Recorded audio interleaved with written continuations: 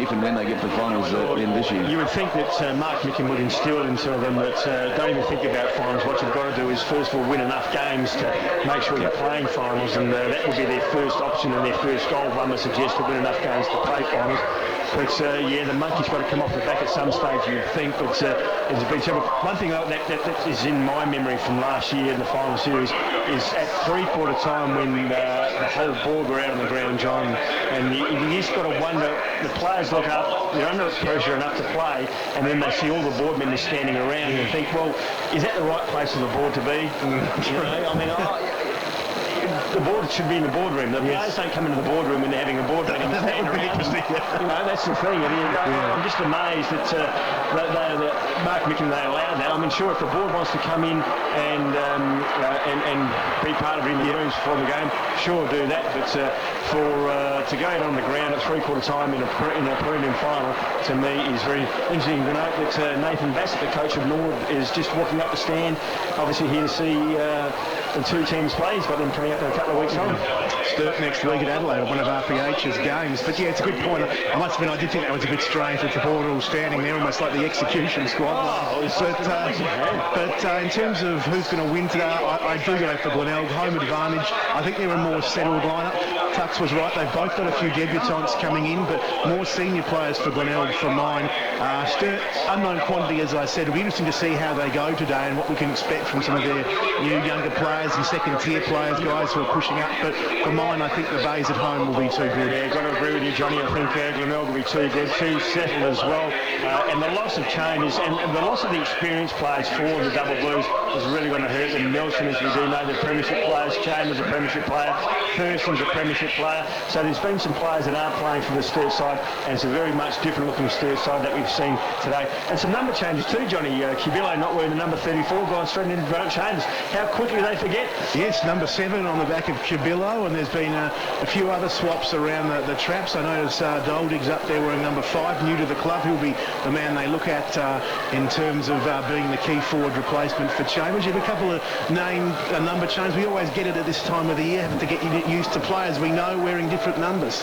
Yeah, well, Joe Anderson's done well on debut. He's picked up Sandy Nelson and Ben Nelson's under 11, so good luck to Joe Anderson on debut. Just a little bit of team news for Sturt. They named a squad of 23 in the paper yesterday in today's footy budget, but out of that side go John McDonald, who played reserves, and also Tristan Gunn, who was in the twos as well. Tristan Gunn in the twos. I mean, he was a state player last year. Well, they were worried he wasn't going to be ready. He injured himself in the pre-season. Obviously, his right to play. They probably just wanted to give him a run in the twos to make sure he was tip-top. But you're right, state player. Will be a big in when he probably comes back next week for the Blues. It certainly will be. Right, the umpires for today's big game are Colin Rouston, also Craig Fleur, and also Len Lee Hansen. They are officiating. Okay, just about to get underway here on station-sponsored Angus Securities Game of the Day, and you're with John Nankerville to get the ball rolling. It'll be Kurtz in the ruck for the Blues, Seller starting in the ruck for the Bays, and Thompson and Young Lions. I noticed Thompson for the Blues, Lions the Crows, a rookie-listed player, right alongside him. As the bounce of the footy sees Seller and Kurtz fly high. Going down hard for that football was Riley, piling in on his back a couple of players there, including his skipper Sheedy and young Bradley.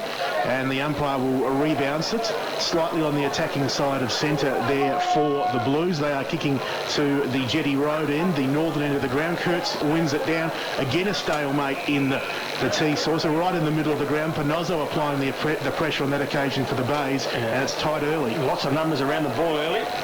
Certainly are, as you'd expect, just testing each other out, as teams always do in the first quarter, but the first quarter of the season especially so, as this time Kurtz gets a clear run at it, but Bradley tried to pick it up, couldn't do so, comes to Riley for the Blues. He sort of threw that one out into the path there of his teammate, and Sheedy will get the first kick for the Blues towards half forward, but it's Adlington who drops in and takes a good mark for the Bays. So Adlington from half back for Glenelg, kicks up towards centre wing, and the mark taken out there by Murphy. Murphy handballs onto McMahon. He handballs further forward, and left half forward flank kick comes inside 50, up towards the forward pocket, off hands. going in hard. They're trying to get the ball out. There's about 8-10 players around this ball. Thompson on hands and knees gets the handball out. Now Jentsch from half-back for Sturt. Kicks up towards centre wing. Pretty wide. Looking for Johncock. Goes off hands. And we've got a boundary throw in between half-forward flank and wing on the outer side. No score as yet. RPH football. 5 or almost 3 minutes gone. I have trouble reading the time clock here. I was just trying to see that, John. That's why I paused. There's a pole in the way. Yeah, they never move it. 3 minutes gone first term. As Sturt get another opportunity from the stoppage. Evans got a handball out to Sheedy. He couldn't take it. In the end, came bouncing towards Riley there at half-back. He kicks towards half-forward. There did appear to be a tug there. Sturt, though, pick up the footy through Crane. 55 from goals. The handball comes out. The Bays have the numbers, and it comes to Ben Kane. Left half-back, outer side of the ground. Chips down the wing. And the Bays come up with the football on that outer side wing position. It's Kirkby who drives them towards Ruwop there at left half forward, right on the boundary. Out on the full, Johnny. And it is out on the full. It was a touch and go type situation, and it will be Jentsch to take the free kick at half back right. So Jentsch played with the Crows last season and played some good games for Adelaide in the AFL. So Jentsch now dummies around his opponent on the mark, takes a bounce, now kicks long up towards and over centre wing. From behind there, up goes Seller, comes down to ground level. He gets a handball out, stolen by Crane. Crane from half forward, tries to kick forward, now gets another kick up towards the goal. It's bouncing. It's just gone through for a minor score. So Sturt on the board, one behind. Glenelg yet to score, 5 gone, first quarter. Well, the Blues get their first score of the season. They draw first blood.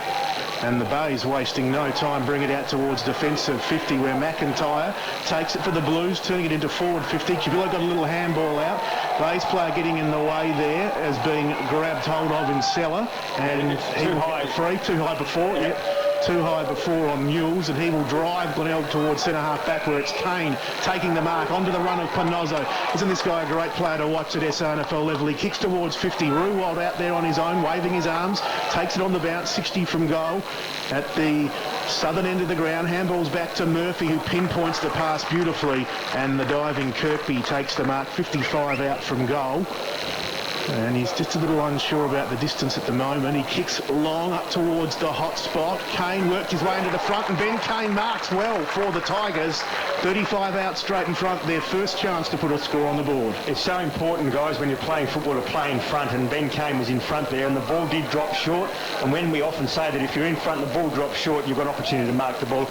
Ben Kane's done that, and he's going to have the first shot on goal for the Glenelg. Kicking to the primary school end here of a glider roll stadium. He's going to kick from around about 45 metres out, directly in front, as Cubillo comes onto the ground. Going off for the Double Blues is Thompson. So in he comes now, Ben Kane, first shot on goal for the Tigers for season 2011, and it's a good one, it's a goal. So the Tigers now go to one straight.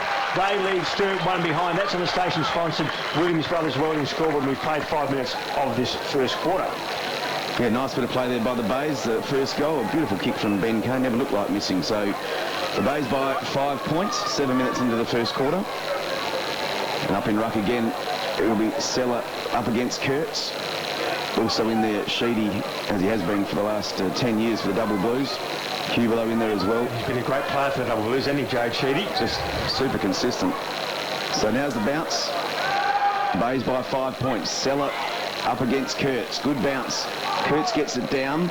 Now it's roved by Sheedy. Just jams on the boot up towards half-forward flank. In front doing well. Free kick could have been. No play onto the umpire. Dolding against his old side. Just flings it over his shoulder. Up towards half-forward. Now comes down off hands. Taken high in a tackle. Good play there by Johncock. He went lower.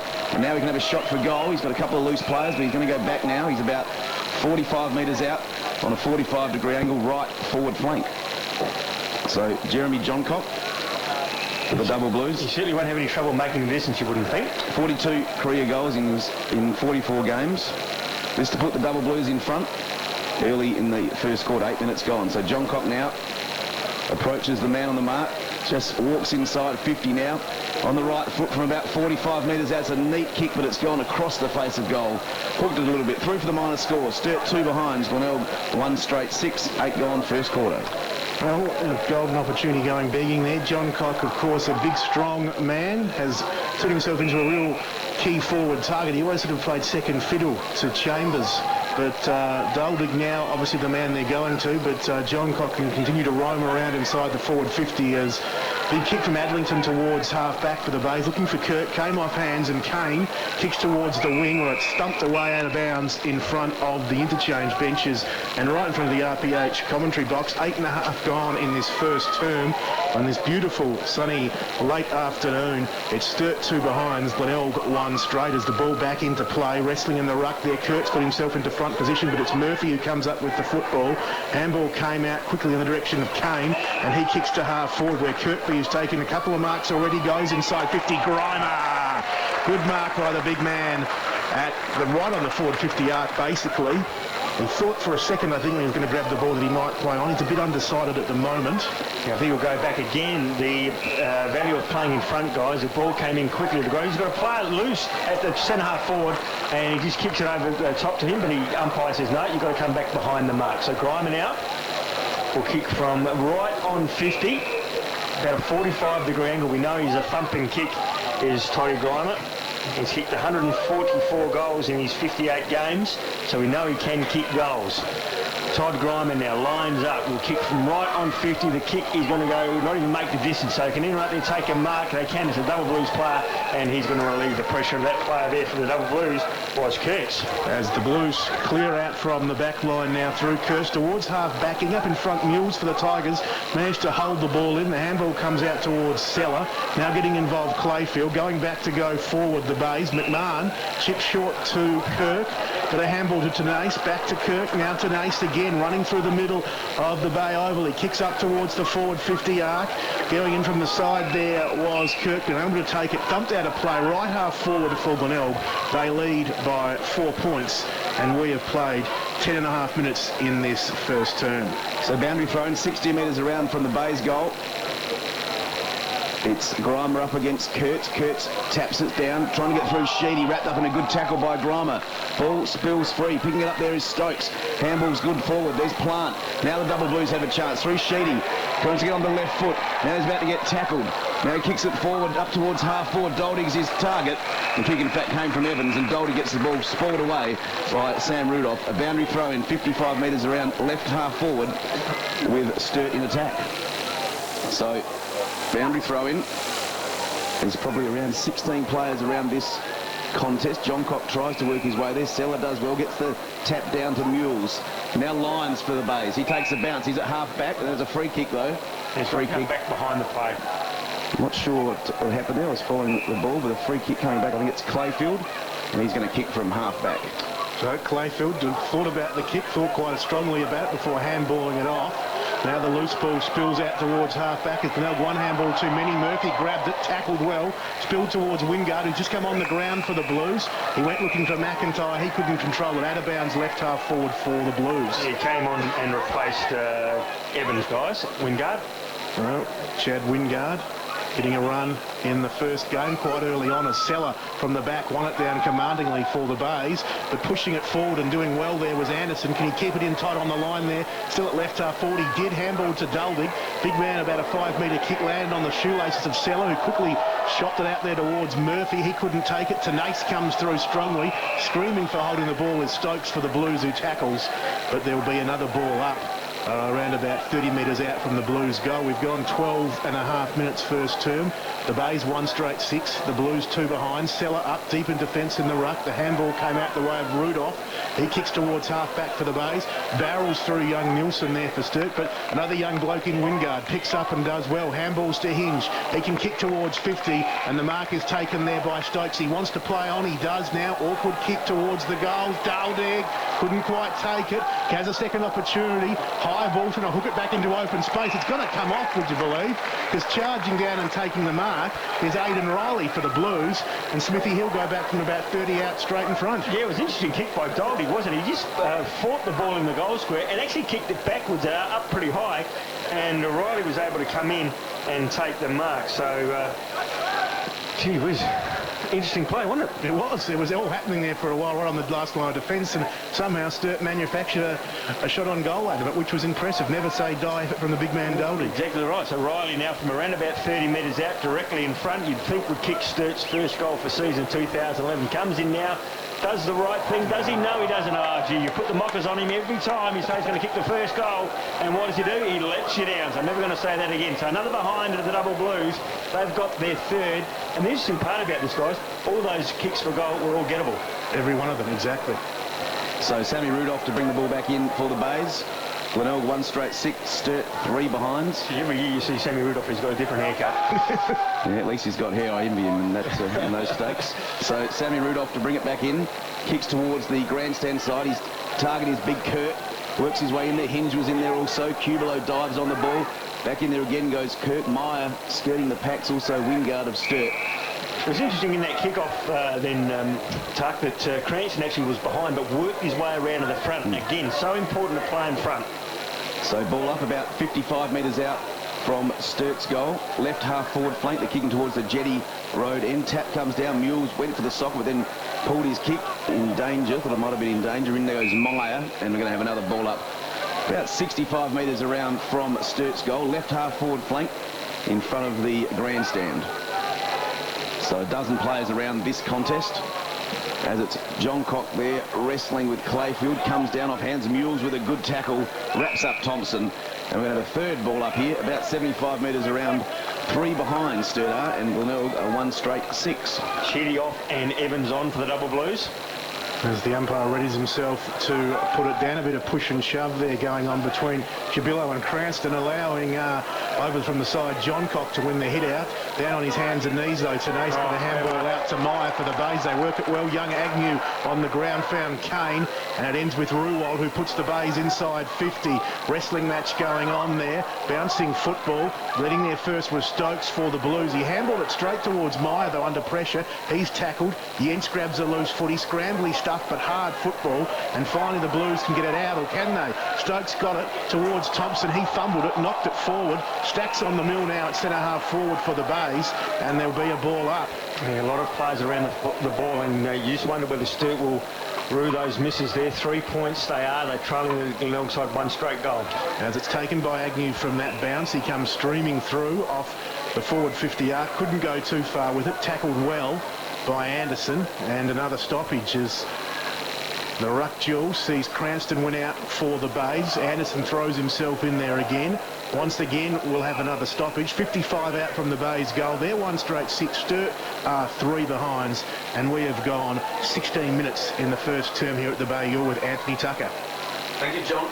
Turn my mic on. Thanks, John. We've got that ball up. The ball is now at half forward flank for Glenelg on the left half forward flank. Jordan McMahon picks it up, gets a handball forward. Well played by him. Panozzo runs out of room and he's taken out of bounds. And we've got a boundary throw in half forward flank left with Glenelg heading towards the school end in the first quarter. The crowd's certainly built up, guys. Yeah, it's a good crowd. Beautiful day. 16 minutes gone in the first quarter. Bit of a scrappy start, but I'm sure it'll work itself out. Stokes for Sturt. Gets the handball off now. Evans runs through the centre. Long, raking left foot kick. Doldig is his target. About 30 out from goal. He goes back. He drops the mark. Rudolph now. He's being pursued, but he does well. Taps it in front of himself. Boundary line's his friend, and he takes it out around about 30 metres from Sturt's goal. They're getting the ball inside 50, Darryl, but just the 3 behinds at the moment. Yeah, you've got to put pressure on, don't you? Because sometimes the ball will stay down that area for a long time. The opposition take it up that there and then score straight away. So boundary throwing comes down to ground level to Murphy. Off to McMahon. Stokes pursuing him. Now he doubles back in a bit of trouble. Now handballs to Doldig. Bad error, Doldig. Then he almost had an airy. Ball still in the forward pocket near the left behind post. Pack of players forms. Murphy one of them, but a few errors there, and Doldig just about missed the ball, John, and couldn't get that first ball on the goal. He had more time than he thought, guys, because he put it straight on the boot. As the bounce right on the behind line there for the Blues. Cranston thumped it down suspiciously close to the behind line. In the end, it's picked up by Murphy, who gave to Kane. He's wrapped up by Jubillo. Somehow managed to get a handball out. And the Bays go towards half back, where offhands Grimer well away from his full forward spot. Gets a little kick out to Kirkby, who's good with his little give. And the Bays get a grubbered kick from Kane up the wing. Just back on the ground, they're going in hard for the footy was Lyons. And the players pile in, and the umpire's pulled something out of that. He's paid hold of the ball. He's saying that the player from the Sturt side in Yench actually dragged the ball in, and it was held in there by the Tiger player. So that's the new ruling now. If the ball's being held in there by the opposition, you get the free kick. Yench then from right in front of the interchange gate. here at the Bay. He kicks back towards the northern end. Sturt have been getting a lot of football down there, but once again they cut off at the pass. Ben Mules takes the mark, chips towards right half back. Kane up, takes a good grab for the Bays, and he can steady things down at defensive 50. So Kane comes out wide to Rudolph. He's got a bit of space. He's got about 5 metres. Daldy put some sort of chase in. Now the kick comes up towards half forward. Up in front, it's off hands there. And Evans in there bumps Rudolph off it. And we've got a boundary thrown about 60 metres around from Glenelg's goal. Right half forward flank. Glenelg 1 straight 6. Sturt 3 behinds. 19 minutes into the first quarter. Now the boundary throw in. And it's Kurtz up against Cranston.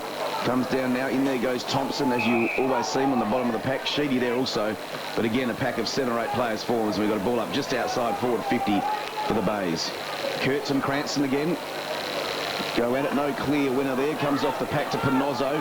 He tries to keep it in front of him, so he's been harassed though. Good play there by Riley of Sturt. Kicks up towards centre wing. Ball in dispute. In hard there went Riley again, following up his kick. Now we've got another big pack forming and a ball up right on centre wing in front of the RPH commentary position. Glenelg 1 straight 6. Sturt 3 behinds. Just want to send a quick g'day out there to a good Sturt supporter, Johnny Welsh, who's listening to us. So hope you have a good year, Johnny. As Kurtz wins it down in the ruck for the Blues. A lot of players getting their hands on it, but the pressure at the moment on the bottom of that pack, nothing coming out. The ball decision. But the umpire pulls out a holding the ball. The Bays will take it. It's Seller kicking long towards the forward 50 arc for Glenelg.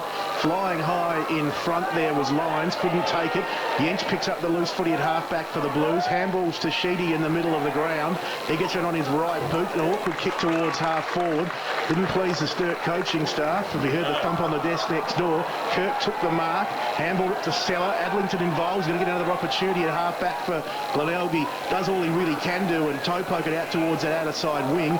Diving in there in the contest was Bradley, trying to pick up the loose football for the Bays. Unsuccessful in his attempt. Sturt can go forward now inside 50, but the kick's wayward, out of bounds on the full, and there'll be a free kick left back pocket for the Bays. Interesting, guys. We saw a lot of that in the first game I called today, Port and North. They went to the pockets a lot of the time. Very hard to score goals when going deep into the pockets. The place to go to is the top of the goal square. 30-metre radius out front of the goals is where most goals are scored in footy. So Kirk with a relieving free kick, kicks up towards half-back off hands. Now Sturt with a chance, comes inside there, and Doldig takes a good mark, and he'll line up from about 30 metres out on a slight angle for his first goal for the Double Blues. He's kicked a career total for Glenelg of 163 before today. So against his former club, he has a chance to put the Double Blues in front with their first goal. So Doldig now walks in. He'll walk into about 35 metres. Normally a beautiful kick, kicks on its way. It's home. First goal for the Double Blues. And Matt Doldig, a great start to his career at Sturt. 1-3-9, the Double Blues. Glenelg 1 straight 6. That's after 22 minutes of the first quarter. Yeah, the kick came in from Brodie Martin. It was an absolute worm burner. It was low and it was hard, and it hit Doldig on the chest. A fantastic pass by Brodie Martin set that goal up. Doldig got a step in front of Rudolph, and there was no way that anyone was going to stop that ball from Martin. It was a fantastic kick, so that was a highlight from Brodie Martin there, a fantastic kick. So the Double Blues now lead 1-3-9. They lead Glenelg 1 straight goal. That's on the station-sponsored Williams Brothers Welding scoreboard. A reward for effort in the end, that goal for the Blues. They've been peppering that forward 50 arc but getting nowhere, and here they go again. Riley's hurried kick towards half forward, bounced off the shin there of Thompson, and now the players, about 2 or 3 tacking Seller. They're trying to bring him to ground. The big man managed to knock it out for the Bays. Again they pile in. Riley on the bottom of the pack, tapped it out, but it's the Bays Kirk who grabs it at defensive 50, tackled, holding the ball, the call. Sturt was desperate to try and play on, couldn't grab the loose ball in the end, and the free kick will come back here to Big Johncock. Forward 50 arc for Sturt. This is not beyond in this distance. He's kicked a point today already, Jeremy Johncock.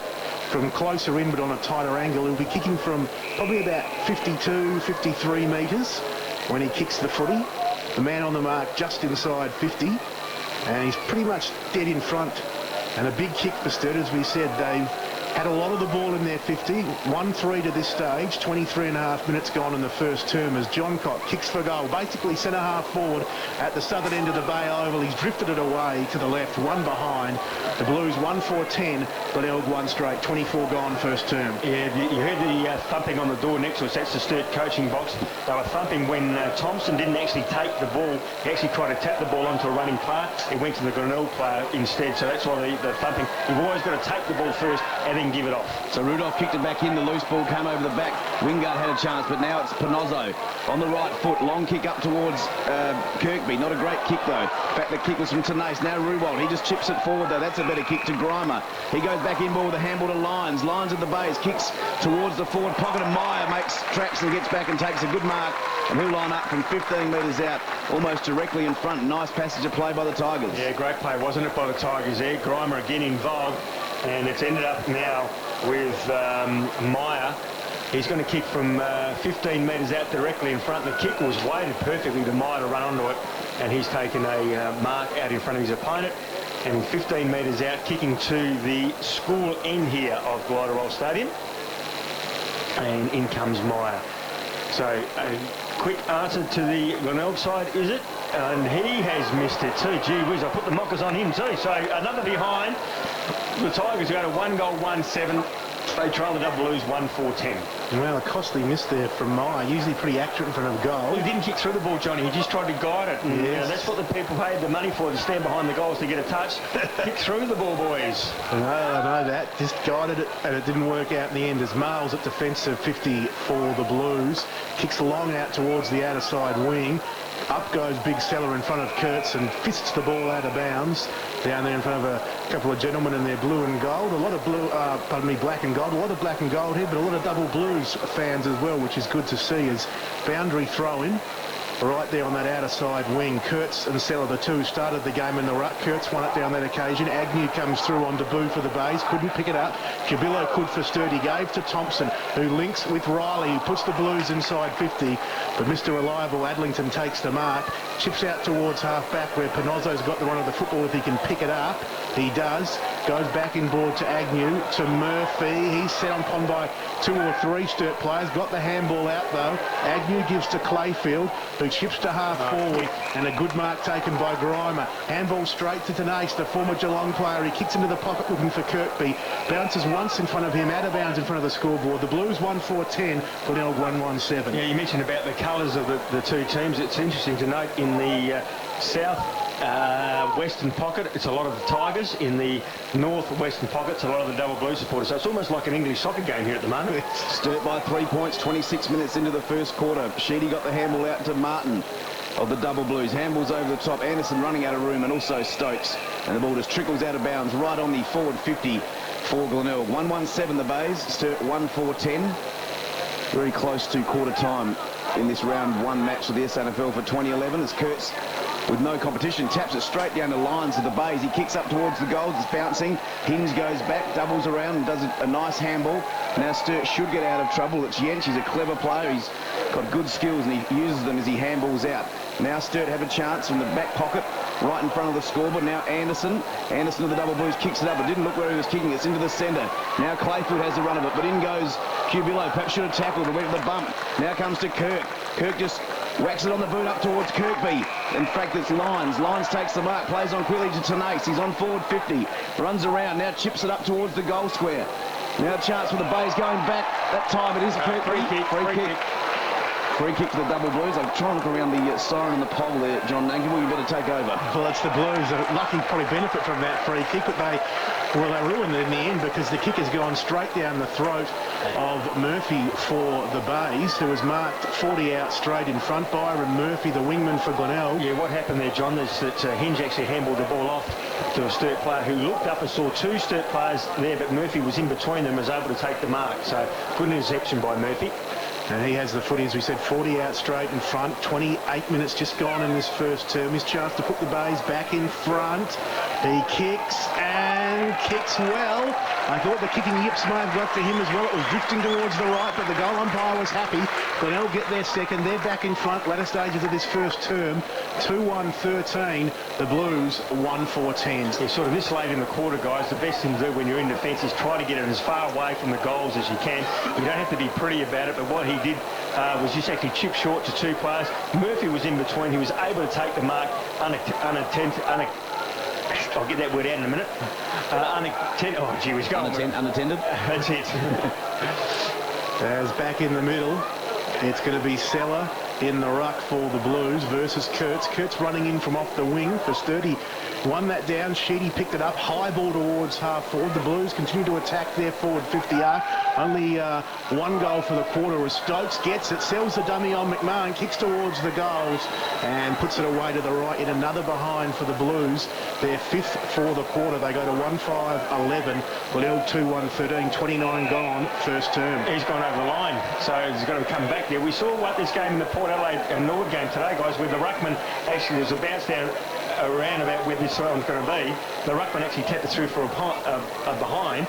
Free kick was given. Deliberate, so they kicked the goal from it. Very interesting. So a big error there from Murphy kicking off to the bays. He's just gone over the line, so we've got a ball up with Glenelg leading by 2 points. Sturt a chance for a late goal, but there goes the siren for quarter time. Okay, quarter time here in the SNFL game of the day on 5RPH. It is Glenelg 2 goals, 1-13. They lead Sturt 1 goal, 5.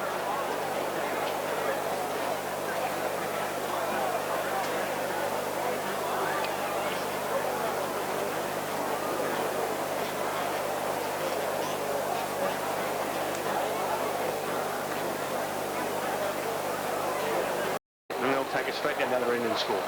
No, very true, and we saw that happen actually during that quarter, and it was lucky in the end for the Blues that Meyer missed for Glenelg. They had that John Cox shot, and Meyer had the shot and missed. So, yeah, it'll be interesting how it goes in the second term. Bayes kicking towards the Jetty Road end, Sturt with the primary school end, and we'll probably see it continue on. I would think that'll be a pretty tight game. Yeah, well, there's no breeze really to talk about. There's a fraction coming from the south to the north, but if anything, it's going to favour the Tigers. But nothing really to worry about. It's not worth much at all. But it's perfect conditions here. The ground looks fantastic. It's no cloud cover, no rain, no nothing. So it's just a perfect day for football, and the schools level should be fantastic. Almost underway, almost ready to start the second term. We'll begin with Kurtz in the ruck for the Blues, and in the ruck for the Bay, shielding his eyes from that sun there is Big Seller. He did the bulk of the rucking in that first term as Kurtz wins it down straight to Thompson for the Blues, to Sheedy. He's tackled, dispossessed. Ball comes out towards Evans, who gives to Riley, and now Evans is away and running. He goes inside 50 for the Blues, but getting back there and taking a juggled mark is Rudolph. Waste no time. He's got Kane loose at half back. He takes the mark. He loves to run this player, though on this occasion he's been held in there by Martin, who did very well because Kane tried to run around him and Martin affected the smother. Out of bounds half forward for the Blues. Yeah, great highlight that, isn't it, too? You love your forwards when they fight like that to hold the ball in the area and put smothers on. That was a fantastic bit of play by Martin. So boundary throw in, half forward flank on the outer side with the double Blues in attack. John Cock went for the tap out, but it came down to lines of the bays. Kicks up towards half forward or centre wing. Off hands there now. Chance for Glenelg. Comes off hands there now. It's Panozzo. Panozzo goes back in looking for Bradley. Well done by Thompson. He chopped it out. Now Evans gets it. He's at half back on defensive 50. To his skipper Sheedy. He runs inside 50. Well done by Bradley. Got a tackle in. Glenelg still have a chance now. Comes over the top to Hinge. Now they're in the back pocket, so they're working their way out slowly but surely. Now it comes to Anderson. He goes further afield. Half-back flank member side. Handball comes over the top to Riley. He's at centre wing now. Well done by the Blues. Under a bit of pressure. They worked that well. Up towards half forward. Good mark. Taken there by Plant. He's at half forward right. About 70 out. Handball's in there to Crane. Crane from 55 metres out. Kicks up towards the goal square. Going back, John Cock. And he takes the mark in the goal square. Great bit of play from Sturt. A lot of pressure in the back. 30 or 40 metres their ground there, and they've done well to get up to John Cock, who have a shot from a couple of metres out. Oh, they did a fantastic. Well, all started in the back pocket on that outer side of the ground. They brought it grandstand side. and they just used the ball over the top to individual players. Ended up with Crane just inside 50, and he put it to the top of the goal square where John Cock was able to run onto it and take a mark, and he'll go back and certainly kick a goal from point-blank range. That's his first, and the Double Blues have got their second. They go to 2 goals 5. That is 17. They lead Glenelg 2 goals 130. That's on the station-sponsored Williams Brothers Welding scoreboard. A fantastic bit of play, and so often you see, guys, that you see a side when the ball comes in one side of the ground, so they bring the ball in that outer side of the ground, they'll change directions, and then they'll use the ball and they'll take it all the way out the forward area. That's mainly because the opposition who are bringing the ball in to their forward line are all on that outer side of the ground, and that just gives Sturt the opportunity to have players free on this side. Fantastic bit of play. 2.5 gone second term. Sturt take the lead back, 2-5-17. The Bays 2-1-13. No addition to their quarter-time score. As Kurtz and Seller. Kurtz winning in the ruck. Thompson picks it up. Handballs to Evans. And I see these boys as familiar faces, I feel, in the engine room for the Blues in season 2011. The kick from Evans found Crane. He went from half-forward inside 50. Great spoil caught behind there from Plant, but still the Bays will come away with it. It's Lyons kicking out to the outer side wing, where it's taken on the bounce by the very agile James Seller. He handballs off, and the run is on there from Pinozzo. He hits 50, kicks long towards the goals, drifts this one away though, and through for one behind. The Bays 2-2-14. Sturt 2-5-17, 3.5 gone second term. So the Double Blues to bring the ball back into play, leading by 3 points. Now Jens kicks to himself, now comes out towards half-back. Long kick, close to the boundary. They're going to go over. It does by the fist of James Seller. On the boundary throw in half-forward left for Glenelg. So Todd Grimer looks like he's going to do the ruck work here. For the Bays up against Kurt, so the boundary throwing comes in. About 60 around, the ball drifts towards the forward 50. Good tackle taken down there is Lyons by Thompson. In comes the umpire. No chance to get rid of that one. Daryl Smith. Just quickly some scores from around the grounds, guys. West Adelaide 17-9. Looks like they've defeated North Adelaide 15-12. And in the Port Adelaide West Coast game, it's Port Adelaide 12-4, trailing West Coast 12-16.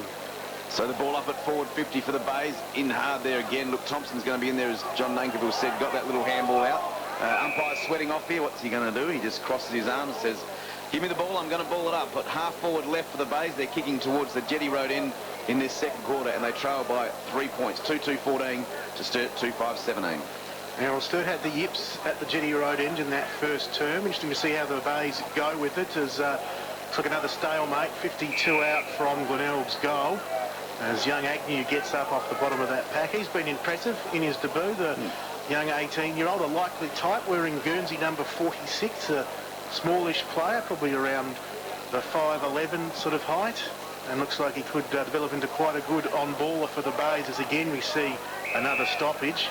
The players looking very closely. I watch it, Smithy, look very closely, looking to see if it's going to be dragged under, or they can appeal. They've cottoned onto that rule very quickly. They certainly have. As Grimer doing some ruck work for the Bays against Kurtz. It'll avoid both of them. Coming through and having an airy there for Glenelg was Bradley. Grimer kicked up. His kick was partly smothered. It came to Adlington, who throws the footy on the boot. It goes up about 30 metres, but barely covers the 10-15 metres distance. Inge got it out with what appeared to be a throw, and Miles tackled for Sturt inside 50. Taken by Agnew now. Loose ball spills out. Kennedy gets a quick kick there for the Bays. It was pouched by Kurtz. He handballed towards Stokes. Didn't work the first time. He tried again. Stokes took it cleanly and now gives to Riley. This way and that at right half back. Riley gets off to Miles, who can put the Sturt side towards half forward, but getting in the way and taking a good mark was Rudolph. See the value of playing in front there. Rudolph in front of his opponent, Doldick took the mark. So Rudolph at half back on the members' side. Short pass to McMahon. Jordan McMahon at Glenelg, 148 games at Richmond and Western Bulldogs. Dangerous kick across ground, but it's 2-on-1 there. Works out as Clayfield marks in front of John Cock. Wants to draw the play. Does well though. Runs his full distance. Now kicks it up on the lead there. Good mark. Good kick from Kirkby. Takes the mark. On the left, just wheels around. Gets into that hot spot. 20 out. Up goes Grimer. Hear the whistle. Free kick. Free kick to, is it Grimer or Kirk? I think it might be Kirk for a push in the back there. No, it's coming back to Grimer. So Grimer's got the free kick. He's about 25 metres out directly in front. And this to put the Bays in front. Grimer, yep. 25 metres out directly in front. He's got the push in the back. So in he comes now. Kick is on its way. This time he has kicked through the ball and he's kicked his first. So he is now on the scoreboard. Toddy Grimer And Glenelg have got their third. They go to 3 goals, 2-20. They lead by 3 points. Sturt, 2 goals, 5-70. That's on this station-sponsored Williams Brothers Welding scoreboard. Glenelg just moved the ball far better into their forward line on that occasion. And Todd Grimer gets the first goal of season 2011 off his own boot. Looking for a big season as the Glenelg spearhead. He's come along each year and been very impressive there at the Bay. And on that occasion, up and under kick, but he was about 20 out straight in front, no problem in the end. 7 minutes gone in this second term. As Daryl Smith told you, the Bay's back in front by 3 points. We have the restart. Kane has got it for Glenelg. He was taken high there by Evans and will get the free kick. Kick the first goal of the game. He handballs off to the run there of Atherton, who's been very busy running off half-back. Kicks inside 50 and a great mark was taken by Kirkby. The Spring Hill Jack for Glenelg. He loves to jump around, pull down the big grab, and he's done that well on this occasion. The angle's an interesting one. He's probably about 35 out, probably a little bit more than a 45-degree angle in the end. But it's still very much within his kicking range, as he just doesn't want to try and guide it through, as Darryl tells us, kick through the football. As Kirkby kicks with the left foot. It started straight but went away to the left. Another behind in this game. See, no power in the kick there, John. That's the thing. He's got to have some power in his kick, and he's really got to aim it to the right-hand goalpost. He just aimed it at the left-hand goalpost. Because there's no power in the kick, it just fades away. 8 behind scored today at the Bay. Glenelg 3-3-21, Sturt 2-5-17. So 8.5 minutes into the second quarter, Sam Miles for the Double Blues brings it back in. Long kick looking for Kurtz. He's at half-back on the grandstand side. Ball spills free. There's 3 Tigers there. They could raffle it. Handball comes out to Kirkby. It was at his feet, though, and he couldn't pick it up. And the ball spills out of play. The handball coming from Rubon. A little bit messy, and we've got a boundary throw in about 70 metres around from Glenelg's goal. Left half-forward flank. The Bay's 3-3-21. Sturt 2-5-17. The boundary throw in again. Kurtz taps it down, coming through quickly. There was Crane, couldn't grab hold of it. Ball loose. There goes Agnew again. Agnew closes inside 50. Kicks an absolute mongrel punt off the side of the boot. Hooked it badly. Just fell in for a minor score. Yeah, we've got a station sponsor for that, Fryer. It's the Smithfield Crash Clanger. Well, the young man on the boo got up ahead of steam, saw the goals ahead, thought he could make a hero of himself, and in the end didn't work out. But he has been looking good for the Bays as Yench brings it back in towards half-back for the Blues. A big long kick off hands. Kirkby does the roving. He kicks inside 50 where Miles grabs it for the Blues. Gives it to Yench, who handballs to half-back where Johncock takes it. Here's Yench running and running well, as he loves to do. His third touch in about 30 seconds. He kicks to 50 on the bounce. Riley got it. Shook off the tackle. Should kick a goal for the Blues and does kick a goal for the Blues. Aidan Riley, his first for the game. He's kicked 1 goal, 1, and the Blues, well, they take back that lead. They go to 3-5-23. Glenelg 3-4-22. 10 gone second term. Interesting to note that both the Sturt goals, the last 2 goals that Sturt have kicked, they've come the ball from out of the fence all the way down into their forward line without a Glenelg player touching it. So that would be worrying signs for Mark Micken, the fact that they can able to run the ball from coast to coast without a Tiger defender touching the ball. So, and again, a fantastic bit of play there by the Sturt side. Some great foot skills being on shown here, and ended up with Aidan Riley kicking his first. So Sturt by a point, 10 minutes into the second quarter. Best passage of play. Kurtz wins it down. In there goes Crane. He's trying to run it in front of him, so he's going the wrong way, though. A little left foot kick about 20 metres out towards Sheedy. He probably wouldn't mind the boundary line. Sheedy overruns it. Panozzo gets it back to Mules. He's on centre wing on the outer side. Kicks long inside 50 into the pocket. Kirkby up way too early. Comes off hands. There's a free kick being given away by Kirkby for that indiscretion as he went up a little bit too early. In fact, not a little bit too early. Much too early. So Anderson from the back pocket has a loose play here in Kubler. Really held on to the ball a long time. Kick needs to be perfect, and it's not. It's gone out in the full. Kubler marked it, but he was a metre over. Yeah, probably held on to it a bit too long there, Tuck. He did. Lyons kicks in. That's not a good kick either. Clayfield goes in with courage. Gets a free kick. Well played by him. No, not Clayfield. That's Wingard. Sorry, he's 17-year-old. Wasn't that just a clash? Didn't see much in it, did there? Yeah. But Wingard, the 17-year-old under debut, did well, and he has a short pass out of Stokes at half-back. So Stokes was with Hawthorn in the AFL the last couple of seasons, playing with the Blues this year. He picks out Martin there for Sturt. He goes along to 50 and Duldig, enjoying playing in front of his old fans here at the Bay. Where the first game we see him in the double blue jumper. He marks at 50, goes short, and popping in there is Plant and taking the mark. And be careful there, Mr. Kirk. He put the shove in the back. The umpires love to grab hold of them and run them towards the goal line, but he didn't on this occasion. Good umpiring. And going back and having the shot at goal will be James Plant for the Blues. 39th game with Sturt. He seems to have been around for quite a while now, Plant, and he kicks from just inside 50, and he kicks very nicely, James Plant. This is more like it for the Blues in terms of making the Bays hurt on the scoreboard. They get their fourth. They go to 4-5-29. Glenelg 3-4-22. 12 minutes gone in this second term, and Sturt just taking a little bit of ascendancy at the moment, Smithy. Yeah, they certainly are. Again, the ball coming out of the defensive side of the double Blues all the way up the field without a Glenelg player touching it, ending up with the former lead singer of the Led Zeppelin band, of course, Jimmy Plant. He kicked a goal from around about 50. A fantastic kick. Well done. So back in the centre now, it's going to be Kurtz again up against Cranston. In there, Thompson for the double Blues up against Murphy. Looks like his opponent at the moment. Kurtz wins it down. It comes down to Sheedy. Sheedy just bangs it on the boot, gets it in quickly. About 30 out from goal. Pack of players forms, comes off hands. In there goes Stokes. Stokes from about 30 out. Kicks it across the face of goal and through for the minor score. Another missed tucker, you know, another gettable goal by the double Blues, and they've missed, so...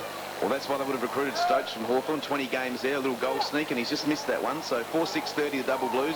Glenelg 3-4-22. McMahon just roosts it along, looking there for Kirk or Cranston. Lyons, I've been impressed by him. He gets ridden into the back, rode it nicely off the pack, gets a free kick, and he will leave from half-back for the Tigers.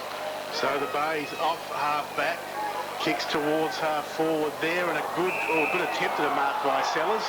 He's going to be paid the free kick in the end, the big man. Over the shoulder, John. Over the shoulder against McClay. So Seller loads up from half forward, puts the Bays inside 50. Steaming out there was Kirkby. Too many Blues in the way. Crane grabbed the loose footy, gave towards Yench.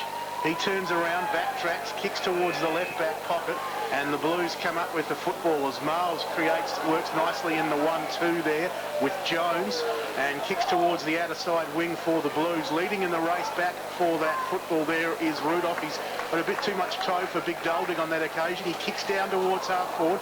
Coming out strongly was Grimer. The ball bounced off his chest. He managed to shove it in the Tenace direction. He couldn't quite pick the football up. It spills loose again. And Miles from defence 50 has a chance to clear for the Blues, but he pops it right into the hands of Grimer there at right half forward, who's got Murphy on his own and finds him. Wonderful kick by Grimer. He had Stokes running back and Murphy waiting. Stokes dived high. Darrell couldn't get a touch on the footy, and Murphy has kicked the goal already. Will have a shot from 40 out straight. Yeah, Luke Norman will be very upset with that, because Murphy was there on his own for a long time. You've got to wonder who's the player standing on Murphy to allow him so much space and latitude to get to that area. So Murphy has already kicked a goal so far for the Tigers, coming in from around about 48 metres out, kicking to the Jetty Road end, and again he too has failed to kick what is a kickable goal. Another behind on the board for the Glenelg. So they go to 3 goals, 5-23. Sturt on 4-6-30. So Sturt by 7 points. 15 minutes gone the second quarter at Glenelg Oval, as Yench will bring the ball back in. He's looking good back there in defence, uses his skills well. He kicks long this time. Looking for Stokes in the end. That's not good, because Kirkby and Cranston were up to the Bays, and they have the numbers at ground level as well as Kirk. Another big fella takes it. Went out of bounds just before he could jam it on the left foot, and we'll have a boundary throw in left half forward flank for the Tigers. They're trailing by 7 points, 3-5-23. Sturt 4-6-30, coming up to the 16-minute mark now of the second quarter. So boundary throw in. Again, a mass of players, 15, 16 players perhaps around this contest. As the ball's thrown back in, Cranston wins it over the top. Handball comes out now. Chance there for Sturt. Get the ball forward up towards Doldie, but a good mark there by Rudolph. Handball's off to Clayfield. He runs through the centre, got a loose player, Kirkby. He takes the mark. Good kick by Clayfield. Had Kirkby there, and Kirkby marks and will line up from about 30 metres out directly in front. This to bring the Bays back within a point. Yeah, poor forward 50 for the double Blues there. Kicked it straight to Murphy, and then not Murphy, Rudolph, and he was able to springboard the ball back into the forward 50 for the Tigers. So Kirkby to line up for the Bays' 4th goal. The margin, as I said, will be back to a point with this. This also for his 150th career goal. He guides it through. Nice kick, he's got it. And Sturt 4-6-30. The Bays now 4-5-29. 1 point margin, 17 gone, second quarter. Yeah, it's an interesting game, isn't it? No one wants to break away with it at the moment. It's just going goal for goal. You know, Sturt kicked 2 goals, and then the Tigers get 1 back. So it's a very interesting game. A 1 point ball game in favour of the Double Blues at this stage. 4-5 to 4-6 on the station-sponsored Williams Brothers Welding scoreboard. Back in the middle, players just jogging into position at the moment. I see Cranston. 5 in the square, guys. 5 in the square. They should have jogged a bit quicker. As it comes to Thompson, playing game number 50 incidentally today for the Blues. He kicks towards half forward, off hands, comes to Adlington for the base, gets a hurried kick out there onto the wing, looking for lines. He shovels it out towards Cranston, who was good to Agnew, and now another young player on debut, Kennedy, only 17 years of age, has a bounce, hits half forward, kicks long to the goal, and away for one behind. So the Bays have levelled the scores, 4-6, 30 apiece, 17 gone in this second term. So Miles to bring the ball back in for the Double Blues. He's looking for an option. He tried to play on quickly to come to this grandstand side. He's being asked now by the umpire politely to get on with it. Kicks it long, looking for Kurtz. Also there, Cranston. Over the back goes Kirkby. Fists it down in their hinge. Chance there for Agnew of the Bays. Comes out the hinge. McMahon on him. Now a kick forward there. Only went about a metre before it was smothered from Nielsen of the Double Blues. And we've got a boundary throw in left half forward feint for Glenelg. They're kicking towards the Jetty Road end in this second quarter. Scores level, 4-6, 30 each. As the ball comes back into play, Cranston works his way to his front, did well. Kurtz tried to throw him out the way. Cranston too strong. Kurtz is asking what happened there, Ump, but he grabbed Cranston, who handballs off quickly to McMahon. A big kicks it long up towards the goal square. Ball comes off hands, still a chance there for the Bays. Now Sella tries to get it, just to jam it on the boot. Left foot, also Grimer tries that. He gets thrown off it. In there goes Agnew. There's 6 Double Blues there, one of them Yench. They work it out through handballs, and away goes Miles for the Double Blues. As Miles kicks from the back pocket out towards half-back. We're getting a bit of the footy in this second term, Miles. It's Crane who wrestles off his opponent, the 2008 Magarey medalist, and kicks the Blues towards 50, where Plant grabs it, kicks inside 50 on the bounce in the goal square, and kicks a goal. Well done to Jimmy Plant, his second, both coming in this second term. The Blues take back the lead. They go to 5-6-36. Glenelg 4-6-30. 19 gone in the second term, and you said no one able to break away with it, Darryl, and that trend continues. Yeah, it is. And again, we saw the Glenelg side bring the ball in grandstand side. Whole heap of players in the goal square. Sturt had the numbers. They were able to run the ball out. They run it out the outside of ground, and again, no Glenelg player touched the ball from coast to coast. Again, we saw the Sturt side running the ball. Ended up with Plant, who then kicked his second goal in an open goal square. No one in the goal square. He was able to run the ball through. Fantastic play by the Double Blues. So Sturt by 6 points, 19 and a half gone second quarter. Quick AFL score. West Coast 13-17, 95. Port Adelaide 13-6, 84 as Cranston tries to get that tap. Eventually, when it bounced the second time, he tapped it out. Kane just jams on the boot up towards goal square. About 20 metres out, it's bounced over the top of everyone. Sturt have a chance here through Anderson in the back pocket. Anderson wearing the famous number 11 from Sturt gets the handball out, said, here, you take this Yench, is it, in the back pocket. And he's just been taken out of bounds. So a boundary throw in about 40 metres around from the right forward pocket for Glenelg. As the ball spins back into play now. Magnificent day here at Glenelg as Kurtz wins the tap down, but grabbed there by Grimer. Kicks it straight up in the air. Play on calls the umpire. Ball spinning around now on the deck. Chance here for Sturt. In there goes Yench again. Also in there Riley and Jones of Sturt, but we're going to have a ball up. Not much happening there in the forward pocket. Score check, Sturt 5-6-36, Glenelg 4-6-30, 20 and a half gone second quarter. Have a look, guys. Every player from both sides in virtually into the forward third of the oval, not the half, the forward third. Yeah, they certainly packed it down as Glenelg deep in attack there at the Jetty Road end, the southern end. Kurtz knocking it out of bounds in that bounce down. There'll now be a boundary throw in. The umpire Rouston's come in and seen something he's not overly happy about. Is it a flat football? He's running towards the bench. I think it must be a flat football. He's holding it up. So we've seen a lot of this in the last couple of years, haven't we? That they changed the footies halfway through the game. Yeah, well, they've brought a new ball out as we speak. They don't make them like they used to, Smithy. Oh, it's amazing. I remember Jay Akamana say something about the footies last year, and ever since then we've seen umpires run off the ground with the footies virtually every game. Well, they've managed to find a new football as Kirk kicks it down towards the right forward pocket at the southern end where the action is. Sturt leading by 6 points. The Bays, though, deep in attack. 21 gone second term here on RPH's match of the day, or one of 2 matches of the days here on RPH. Sella wins the ruck hit out for the Bays. Again, we see that contest at ground level, keenly fought out. McLeod on the bottom of the pack. Umpire Rouston watches things carefully. And Kurtz gets up, McClay gets up, Grimer gets up, and will continue on the play. There's a whole heap of players charged towards that ball. Kurtz standing on his own, quite happily won it down in the ruck. Bay player going in there hard was Adlington, sort of looking for a little give there as it came to Panozzo, but Sturt will come over to football as Anderson was good to Sheedy. From left half back, he kicks towards that outer side wing. Getting in there was Rudolph, holding the ball up. Still at right half forward basically for Glenelg, and they come up with it again. Little chip from Panozzo was good to Kirk, to McMahon. We haven't seen a huge amount today, but he gets the possession there and kicks towards Agnew. And, well, I said we haven't seen a lot of him, but that was a wonderful kick. And Agnew puts it up towards the forward 50. Good contest between McClay and Murphy. McClay late punching down. Evans kept it in by millimetres there on the boundary line at half-back. He chips short, and Miles has it for the Blues. They lead by 6 points, 22.5 gone second term. Yeah, nice skill there by Evans. He found Miles, who's also been impressive, and he kicks long up towards centre wing, right in front of the RPH commentary position. Big spoil from behind from Clayfield on Kurtz. And we've got a boundary thrown right on centre wing. Sturt by 6 points. Coming up to the 23-minute mark of the second quarter here at Glenelg Oval. So the ball to be thrown back into play. Kurtz up against Cranston. They're wrestling again. Kurtz just reaches around the left hand, taps it down. Good hands up there by Thompson. He handballed off there to Stokes. Stokes kicks up towards Dolding in front. Good position by Cubelet. Couldn't pick it up though. Then goes in clumsily with a tackle. High tackle there. Fumbled and then gave away a free kick to Rudolph, who handballed off to McMahon. Now Clayfield in the back pocket. Chips it up towards centre half back. Good kick to Panozzo. He gets a 25. But there didn't seem much. It was a Johncock that maybe went over the mark by a millimetre. So he's taken a bounce now, Panozzo. He's taken off through the centre circles. Kicks up towards half forward. Kirkby, his target, goes up high. Ball comes to ground level. In fact, it was Seller up. Now Kirkby at ground level. Anderson picks it up for Sturt. Gets a handball of sorts out.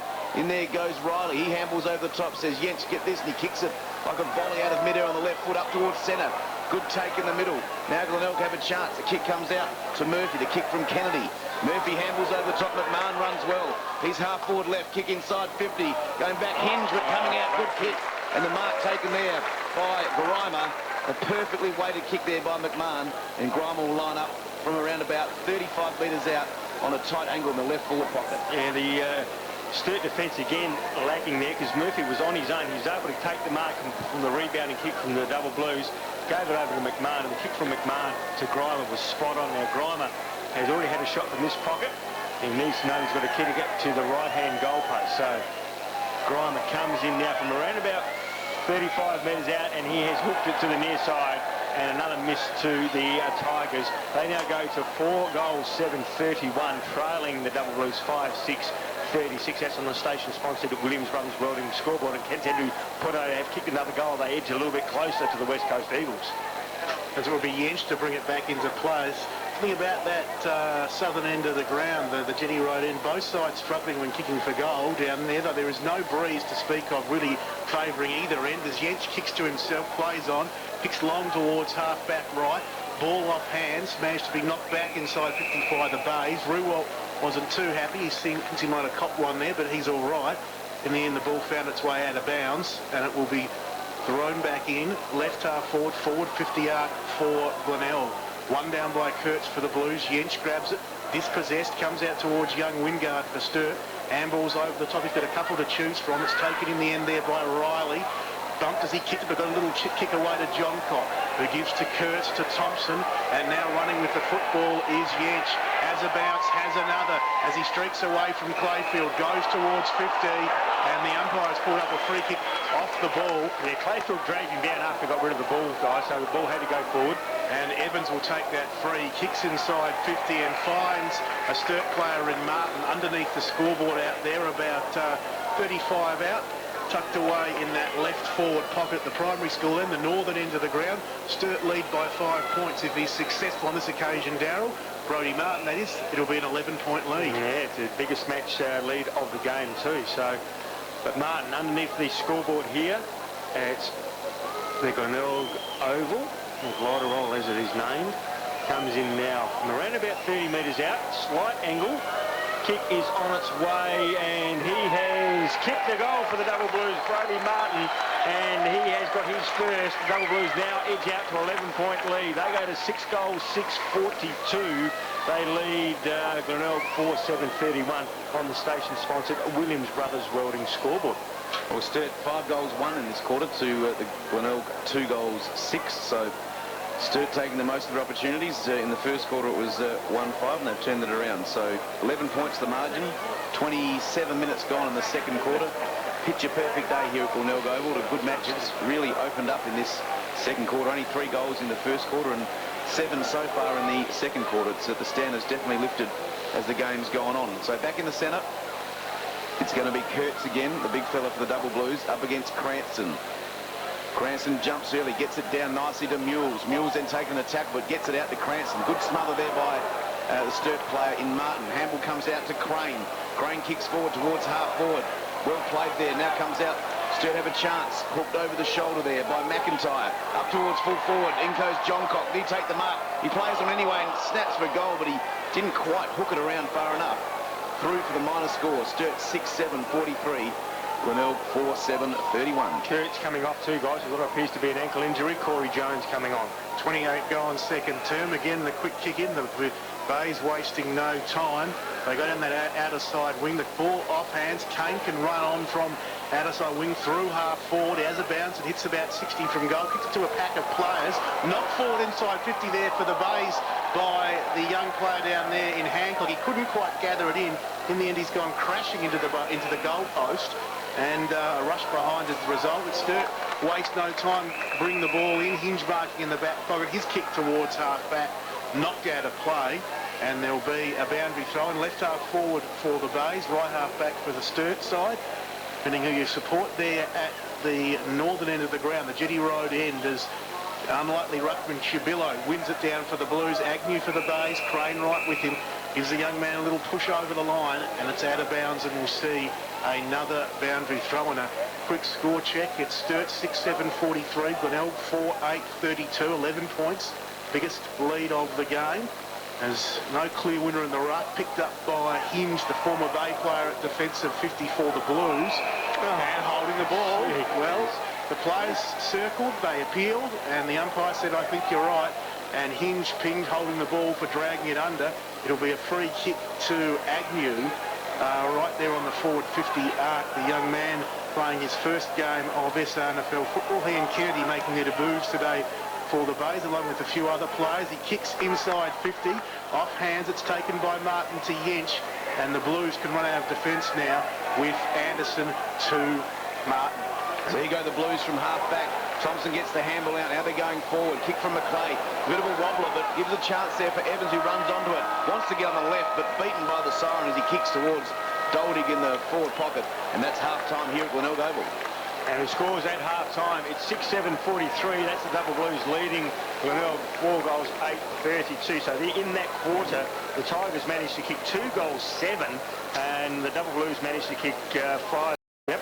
Led towards North with the home advantage. I think from all reports they came from behind to do it, so well done to them. And yeah, as I said earlier, I think they're probably going to sneak into the fight for the first time in 7 years. Just scores from the other games today, guys. It's Port Adelaide went down to North by 3 points, 8 goals 7 to 7 goal 10 in a very low scoring game. The other game was the game at the Prospect Oval, which saw West Adelaide 17 goals 9. Great accurate kicking there, defeating North Adelaide 15 goals 12. So they've won that game by 9 points.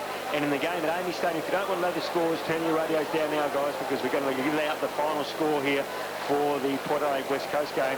And it was West Coast Eagles 16 goals 21, 37 scoring shots to Port Adelaide's 15 goals 9, 24 scoring shots. So a massive day for the West Coast Eagles coming over. To very rarely win in Adelaide to the West Coast Eagles, and they won at defeated Port Adelaide, which was really been Port Adelaide's day today, wasn't it? It was a big, they put a lot of effort in the media throughout the week in making this as a one day, the one club coming together, and you would think that Matthew Primus and the Port Adelaide hierarchy would be very disappointed with Port Adelaide going down now, and that's 2 straight losses to Port Adelaide, and that's not the start of the season that anybody wishes, and the only people I think would be happy from down that way would be the Adelaide Crow supporters. No, very true, and I was talking to Anthony before, 2 straight wins for West Coast Eagles, so... yeah, who would have predicted that, after only winning 4 games last year and the wooden spoon. But they have lost Nikoski, which will be a big worry. And they didn't have LeCraft playing for him today either, which is a big... I bet you John Worsfold's breathing a big sigh of relief because the pressure was on, wasn't it? But that's going to ease it, at least for a little while. For 1 week. Okay, back in readiness here for the start of the second half. You're with John Nectarville. Underway, and it's Seller and Kurtz. Kurtz got the hit out, Sheedy got the handball out, but it's going to be the Bays trying to go through. It was Tenace, whose kick was partly smothered. Seller in the end grabbed it and just booted it forward, and the mark was taken by Ruwald at half forward for Glenelg. He kicks inside 50, fisted down, and well read by Young Lyons. Spun around in the tackle though. His handball ended up with the Blues. Thompson, he chips towards defence at 50 where Evans takes the mark for Sturt. Waste no time as he kicks towards his grandstand side. Wigan, a good mark taken by Plant for the Blues. He's kicked 2 goals today for Sturt, James Plant, and he has the ball now at left half back, just assessing his options. He's just going to go long and put it towards half forward where the pack will form. Kurtz takes a good mark from the side, just worked himself off Seller, juggled it once but held on and now puts Sturt inside 50. Running back Clayfield, got a hand on it for the Bays. Loose ball hits the deck, comes out towards Riley. He gets a handball out towards McIntyre. Haven't seen a lot of him today. He snaps towards the goals and it's away to the right, through for a behind. The Blues by 12 points. And we've gone about a minute in this third term. He had more time too there, guys. He could have gone around. So Rudolph chips it back in short, and he's got Panozzo around about 25 metres out from Sturt's goal. Sturt 6'8", 44, Glenelg 4'8", 32. Short passes now, and for the Bays, it's Andrew Bradley. He goes to McMahon, still in the back pocket, chips it short, dangerous kick, but good skills, and he hits Tenace. Still inside defensive 50, so they're just working their way out. Clayfield's loose, but he's not sure what to do here tonight. So now he's called to play on. He's got a target here, Kirk. That's a good kick. No one picked Kirk up, and he's hitting there on the chest. Half-back flank on the grandstand side. He kicks up towards Grimer. Good battle there with McClay. Play on, says the umpire. Yench does well. Hurdles a couple of players. Now takes a bounce. This kick needs to be good. He's gone across 50. It's a great kick. Now it opens up for Sturt. Now a chance through the middle there for Miles. He chips it short. Now Evans. He wants to get on that left foot. He's 55 metres out. Pokes it up. Dolding's got the sit. He goes up and he grabs it. And he plays on. He rams it home. That's the second goal to Dolding. Again, we see the double Blues goes into defence and they run it coast to coast again without a Tiger player touching the ball. That would be very worrying for Mark Micken and the coaching staff of the Glenelg Football Club. They get right in deep in defence. We saw it in the second quarter. They took it out the outside of the ground. They did exactly the same thing again here. They took it out of the outside of the ground, brought it back across centre wing, and they found Golding in the goal square virtually on his own. Took a mark and turned around and played on and kicked his second goal. And the double Blues starting to break away here. 7 goals, 850. They lead by 18 points. 4-8, 32. An interesting lead. 2.5-minute mark of the third term. 3 goals. It's not a whole lot, but it does start taking a bit of an edge to the team who's got the lead at this stage of the game. Quick kick from the middle by Tenace after it was run down in the ruck by the Bays. Ruwalt was good with a little give towards Bradley. An elbow inside 50. Lovely kick from the yellow boots of Bradley. And it's marked by Meyer. 45 out, 45-degree angle, primary school end of the ground. Danny Meyer, of course, the power-listed player. Spent some time... Shouldn't have any problem with the distance, Johnny. No, you wouldn't think so. He spent some time with Richmond in the AFL. As I said, he'll kick from 45 out, 45-degree angle. Distance not a problem. It's just going to be the accuracy. It's actually dropped short right there on the line. What's going on with this? Everything we're saying is going against us. It's rushed through for a behind. How can he not kick 45 metres? An AFL-listed player. As the Bays 4-9-33, Sturt 7-8-50. Yench goes short to McClay. In fact, Miles now with it, and out to Yench. Now Sturt on the outer half-back flank. Long kick up towards centre wing. Bit of a tumble punt, waiting under it there. Sturt player gets wrapped up by Mules. He's trying to pick that player up. He's rolled over like a crocodile roll. And it's going to be a ball up there on the outer wing. It had to wait for an eternity. Out there did Martin, and he was wrapped up, in fact, McIntyre, and wrapped up by Mules. So, a ball up there, centre wing outer side. Comes off hands from Crane to Sheedy. Sheedy handballs out wide. Now a chance for Crane. He got it from Martin. Crane about 55 metres out. Hooks it up there towards Dolding again. He's got the mark. He's too strong there for Rudolph. See the Dolding playing in front again. Anthony, sorry for cutting in there. He was just in front of Rudolph, and he's holding Rudolph out with his big body, and you just got to be in front. So Dolding took the grab. He's on a tight angle in the right forward pocket, kicking towards the northern or Jetty Road end. So Dolding will line up. He's about 15 metres out. and about 5 metres in for the boundary, but a goal kicker like him should dob this one. He's kicked it straight through. And Doldig has his third goal on debut for the Double Blues against his old side, Glenelg, and Sturt stretched that lead out further. 8-8-56. Glenelg 4-9-33. 5 minutes gone, third quarter. And in front of us, you can see three little boys jumping up and down. They are Luke Norman's young boys, so they're very excited. Turning around to Dad, and I don't think his dad would want them sitting too close to the coach's bench when he's coaching, to be honest, because we have heard a few expletives come out of that room. Yes. But no, Doldig, a fantastic effort. Playing in front, so important. You must play in front, up forward. Yeah, just that big, strong body, isn't it? There's probably few players bigger and stronger in the upper body than Doldig, and on that occasion it was great stuff from him. He's kicked three as Bradley tackled in the middle for the Bays, managed to get it out, but it's the Blues who will go forward. Martin got it from Thompson and kicks long inside 50, does Brodie Martin, and it's gone long and inaccurately towards the goals and out of bounds on the full. And guys, Glenelg are playing Grimer loose in defence at this stage. Mule, should I say, takes the free kick over the head there of the man he was looking for, puts the Bays under pressure. Working hard there on hands and knees was Bradley, couldn't quite get it out. Mule's in there trying to get the loose ball. The Bays will come up with it in the end through Murphy, who handles along the line there at half-back and really just looking for the boundary. Bays feeling the pressure at the moment, Darryl. Yeah, Grimer's actually gone down loose in the fence, and McClay doesn't really know what to do. He's just sort of jogging around the centre cricket area now, so whether he's going to go down and pick up Grimer or not. 6 minutes gone, third term. Sturt, 23 points they lead by after leading at the main break by 11. Thompson knocks it forward. Sheedy there couldn't quite grab the football for the Blues. The Bays got with it again as Tanay shoveled it out towards Seller. Mules tried to kick it, but it was well smothered by Thompson, and the Blues importantly hold it in their half of the ground. Out of bounds right half forward. Jetty right end of the ground. Glenelg 4-9-33. The Blues 8-8-56. So boundary thrown, 6.5 minutes gone in the third quarter. Comes out the back to Bradley of the Tigers. He just slams it on the right boot. Kicks it up there. Miles is in the back position, punches it down to ground level. Now running onto it, Kane does well. Evades the tackle there from Yench. Kicks up forward. He's got Meyer loose. That kick was very wobbly, dropped short. Now tapped out by Anderson. Now on the left foot is Kennedy. Kennedy just rolls off the left foot towards goal, and he needed the leg break. He got the wrong, and it just rolled through for a minor score. Glenelg now 4-10-34. Sturt 8-8-56. See the momentum with the Sturt Footy Club at the moment, guys. Certainly is, and it's showing too. As I said, Glenelg, you just starting to feel a bit of pressure as the Blues come out towards this wing. Anderson involved in that play. In the end, the kick wasn't great, and Kirk has marked for the Bays right in front of the interchange gates. One of the RPH commentary team. He puts the Bays back to half forward from behind. Kirkby found himself running in and thumped it over the line and out of bounds. Yeah, good effort by Kurtz, and he had to go back into the fall of the pack and did that, then forced the ball over the boundary line. Good stuff. 22 points the margin, and we've gone almost 8 minutes third term. Ball at half forward for the Bays, charging through McMahon for a grill throw, and Kurtz took one high. Ball spills free towards Thompson. Handball's back towards half back where Sheedy's got it. He's tackled, but he got his kick away. Bouncing football was taken nicely by Plant, who gives to Stokes.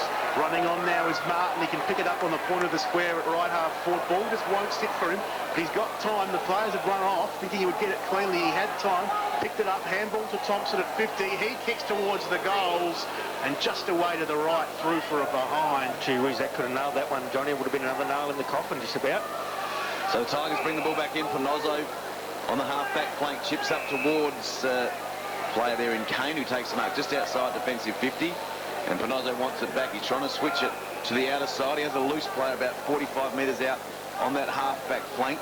And the kick is very good. Finds Eglinton. He just takes the mark and plays on quickly. Kicks up towards centre wing. His target there is Lyons. It sits for him, but now he's taken down a good tackle there. Rolled over by Martin. We're going to have a boundary throw to centre wing on the outer side. Glenelg 4-10-34. Sturt 8-9-57. 9 minutes into the third quarter here at Glenelg Oval. So the boundary throw in with Kurtz up against Cranston. Just jostling for position. Murphy's down there in front waiting for it to come off Ruckman's hand. He almost gets it. Just sits up there from Kurtz's tap. Well done by Evans of the Double Blues. Gets it out to Crane. He runs his full measure. Now kicks up towards Doldig's his target again from the back, and he's plucked it. Just a good weighted kick again. Doldig let out.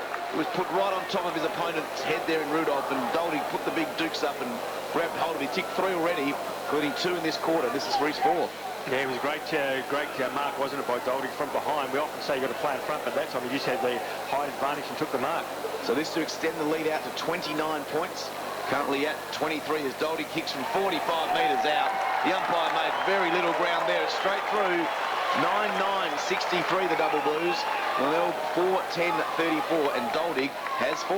Yeah, that's the difference between the two sides at the moment. They've got a spearhead up forward and an avenue to goal, whereas the Tigers are really struggling to put scores on the board at this stage, adding just the 2 points in this quarter, where the double blues have already added 2 goals. So and both Goldie, so a good start by the double blues. No, the double blues, sorry, have actually kicked 3 goals in this quarter, whereas the Glenelg side can manage just the 2 points. So a good start for the double blues. Goldie, the main target up forward. 10 minutes gone, third term, 29 points the lead. Now what a day for Matty Goldie in front of his old fans here at the Bay. He's been wonderful, especially in this third term. As Anthony Tucker told you, 3 of his 4 goals coming in this quarter was Wingard for the Blues to Evans as they break forward yet again. But this time Mules took the mark for the Bays to Kirk. The handball's out towards half-back. The Glenelg player there didn't get the sit of the footy. That was Agnew. Players parley and should be a push in the back for the Glenelg player at the bottom of that pack in Mules. And it is. And he'll take the free kick at defensive 50 for the Bays. Played his junior footy in the southeast at Kalangadoo FC. He chips backwards and finds Big Kirk, pardon me. He comes out towards another young man playing for the Bays today in Clayfield, should I say. Drew Clayfield, his second game for Glenelg. He's got a defensive 50, right half back on this western side, grandstand side of Glenelg Oval. He goes short with the kick. It was at bootlace level in the end. In the back, guys. Glenelg will get the free kick. It's going to Kirkby. He dived in for the mark, couldn't take it, but certainly a shove in the back. He chips short now to Ruwalt. Still running up the grandstand side wing the Bays. Mark Ruwalt, a reserves premiership player at Glenelg. He kicks long to about 60 from goal. Big fly there from Murphy above 2 Sturt players. Couldn't bring it down. Crane nearly taken high. Murphy goes back in. Good second effort from him. Crane got a handball out. Stokes at half-back. Handball to Tenace for the Bays, who was good linking with Lyons. Now Big Cranston to Ruwalt. He chips inside 50. Kirkby was there. Knocked away from him. Crumb nicely by Kane for the snout-slouch pocket. He snaps back towards the goals. Pack of players form there. No mark taken. They go to ground, all looking at the umpire, and he says, I'll ball it up 10 metres out. He would never give a free away there, Johnny. Right in front of the snout-slouch. They'd can him to death. So we got the ball up just in the goal square. I'm just getting position here, John, excuse me. No, you're right, mate. You have to set up to see around that pole. That's it. So ball up. Massive players around there. Kurtz is one of them. Now Meyer, he's taken down the tackle. Spills out into the pocket. Now Panolzo has a snap at goal. That was very, very ambitious, and it just went through for the minor score. So Glenelg 4-11-35, Sturt 9-9-63, coming up to the 13-minute mark of the third quarter. They might be kicking themselves out of the game here, the guys, the Glenelg side. Well, they were 2-1 at quarter time, so since then 2 goals 10. As Jench brings it back into Miles, he's in front of the scoreboard, which shows the Sturt double blues leading by 28 points. Now he kicks along the line, just kicks long up towards centre wing. His target there, John Cock, went up unattended, unassisted. I'm not sure what that word is again. Unopposed. Unopposed. I'm going to write that down for next time. As it spills out of play in front of Jordan McMahon. We've got a boundary throw in centre wing on the outer side. Double blues by 28, 13 gone, third quarter. They've looked very good in the second and third term, Sturt. They didn't look too bad in the first term. They just couldn't put the scoreboard pressure on. But the Bays are struggling, but they have a chance here perhaps. Ruwalt got it from Panozzo, but his kick's been chopped off by Anderson on that outer side wing. Former Carlton player away and running. His kick's high, wide and handsome, though, out of bounds on the full. His station sponsor for that Johnny Nank, I'll say, is the Smithfield Crash Clanger. It is indeed, and well, the Bays will take the free kick at half-back when the ball is returned into the field of play. It is now with McMahon, the former Western Bulldog and Richmond player.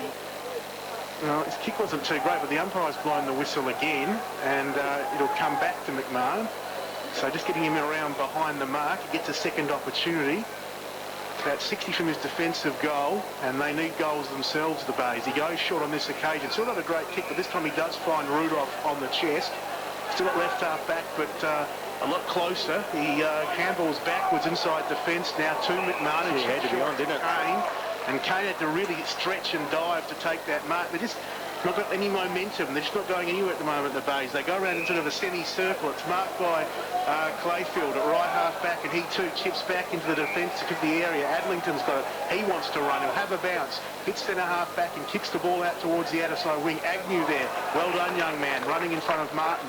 Took a good grab, and he will have the ball on that outer side wing in front of a few hardy Tiger. Well, there's a lot of fans out there, but I can see a few such worried-looking Tiger fans. Now one man scratching the chin as he watches his side, trailing by 20 points, midway 29 points, midway through this third quarter. The kick's not good from Agnew, off hands to Kurtz. He gives to Martin, and the Blues are away. Here goes Martin, nice little dummy by him, kicks towards half forward, looking for Johncock, and the ball eludes him, and also Todd Grimer, and goes out of bounds, about 60 metres around right half forward flank. Glenelg trailing by 28 points. We're coming up to the 15.5-minute mark of the third quarter. As a boundary umpire grabs the ball, he's going to toss it back in. Again, I'll say it, it's a magnificent day here at Glenelg Oval. What a great day for the first round of the SANFL. As the ball's tossed back in, Clayford and Johncock doing the ruckman. Over the back goes Cranston, taps it down. Riley does well. Wingard handballs back inside. Stokes handballs off. Here's a chance for the Blues again. Is that Crane? He's kicked another goal. Crane, another goal for the double Blues. He's first. He's first. They move to 10-9-69. Glenelg 4-11-35, and that is the 5th goal to Sturt this quarter, and the Bays have just managed a lousy 3 behinds. Wasn't a magnificent handball from Stokes there, getting it through a very busy passage of play. Saw Crane in between two Glenelg players, quickly shot the handball through, and then Crane was able to run into an open goal and kick his first goal. And gee whiz, biggest lead of the game so far, and it's to the double Blues. They lead by 35 points. 34 points. Well, it is a big lead. It's hard to come back from these sort of leads. A warmish day. Players' first game, first real premiership game, would be starting to feel it now. And the Blues would be pretty content at this moment, but they can't take the foot off the pedal with the Bays with their home crowd behind them, as we've got a stoppage in the middle of the ground. Slightly on the attacking side of centre for Glenelg. There'll be a ball up or a bounce. In fact, Cranston's worked his way to front position against Kurtz. Both ruckmen really having aries. Comes out in the end towards Thompson. He got a little give out looking for Stokes. He couldn't take it. Murphy could for the Bays. He gave to McMahon, who runs away, shedding the tackle of Stokes. Gives to Adlington, who can kick towards half forward. Fisted down there by the Sturt defenders. A little give came out from the Bays. Players dive in on the loose ball, pushing the back free kick, going the way of the Bays. Kirkley, who's been good. He's got a lot of the footy up around that half-forward area, and he now assesses things 70 metres from goal. He wants to play on. Well, he's gone holding the ball basically in the end, or perhaps in the end he took Miles too high. Take your pick, and Miles will take the free kick at half-back right. They tried something out. The story of the Bays day just didn't come off. Yeah, unlucky for Kirkby, as you said, he's tried hard and presented well. As the free kick to Miles, he kicks up towards half-forward. Over the top goes Rudolph, comes down to ground level. Taken there by Martin, takes a couple of bounces, runs inside 50 from the half-forward flank, kicks a shocker. Silly play, because he had Hinge and also Doldig on their own. Actually, it wasn't Doldig, it was McKay on their own. Should have just popped it up, but either one of them would have taken the mark. As it was, it just snuck in for a minor score, and Jordan McMahon will take the kick in for the Bays. Sturt 10-10-70, Glenelg 4-11-35, 18 gone in the third quarter. That's a good kick in. Comes out to centre half back, mark taken by Adlington. Handballs off to Penozza, but it's in slow motion. He's not sure what to do. He was going to go outside. Now he cuts back inside. Short pass to no one in particular. Comes to Grimer. He just softens it forward. Taken by Hinge in the centre circles from Sturt. Kicks up towards centre half forward. Adlington came in hard. Spoiled it down to ground level. In fact, I think he's hurt himself in that contest. Now spills out to Sheedy. He's at centre half forward. 55 out. On the left foot. Hooks it back. Doldig takes a run again, 2 grabs, he's got it, no play on. He just hooks it over the shoulder to McClay, and he takes the mark in the forward pocket, hard up against the behind post, about 10 metres out. See, that's the damage that when you put a loose man in defence, McClay can actually run anywhere, and his man Grimer's not picking him up at the moment. He was able to get a line. And look at Grimer. Grimer's standing at the centre half back position, right, and his man is actually having a shot on goal. So McClay, the kick from about 10 metres out, a couple of metres in from the right boundary line. He's hooked that right across the face of goal, and that's gone out on the full, and it looks like big Daniel Kirk will take the relieving free kick. Sturt by 35 points, 19 gone, third quarter. As a forward, he makes a good defender, doesn't he, McClay? I think about Doldig, though, when you're hot, you're hot. The big man didn't get paid the mark. He played on, and he did well to find McClay, and yeah, playing a very good game. Big Matt Doldig, after spending last season at Anguston up there in the Barossa, as Kirk will take the free kick for the Bays. Right back pocket, northern end of the ground. He plays on the big man, kicks towards right half back, flying high and taking a lovely mark is Grimer at right half back. We mentioned how him and Kirkby like to roam around, and Grimer doing that on this occasion. He plays on. Sturt player comes in to shut him down, but he got the handball off right towards Kane, who links up nicely with Rudolph, and the Bays go towards half forward, where it's marked by Cranston to Agnew. He's tackled, holding the ball. He had the adrenaline pumping again, and he got tackled there by Martin. It was a bad handball, wasn't it? Because he had the player right behind him. The Sturt player was always going to tackle him. Well, he had to run, didn't he? And he did, and he got caught. Martin's free kick went into the arms of Sheedy at left half back.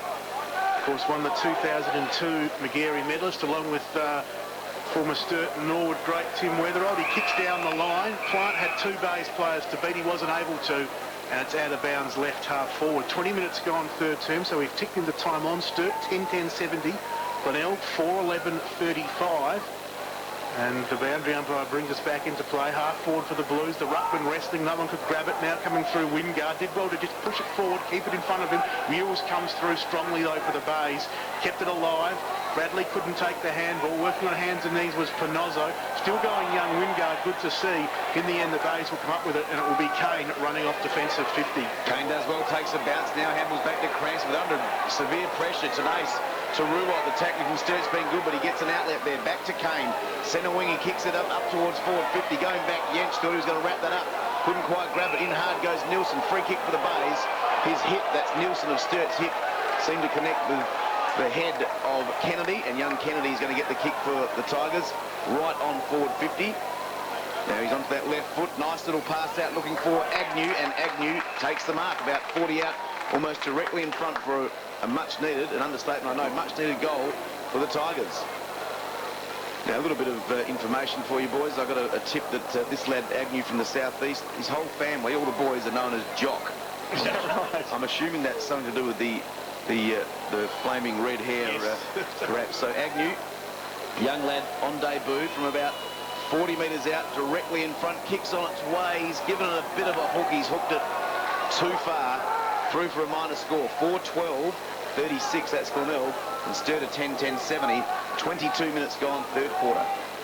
Well, there was a Jonathan Agnew, as distinct from the cricket commentator and former English Test player, but there was a Jonathan Agnew who ran around with the Bays juniors and reserves a couple of seasons ago, so obviously a very talented footballing family, as Sheedy marks in defence at 50, chips up there towards half-back and finds his teammate shielding the sun from his eyes there in Miles. He doesn't have a lot to go with there at defensive 50 for the Blues. He's going to kick long, as he has done a bit today. Kick long, penetrating kick down the outer side wing. Flying in front was Nielsen. A young debut today for the Blues. Came to Grimer. His kick was well marked, though. Play on the umpire says. And Yench does that for the Blues. He kicks them towards 50, over the head of the pack.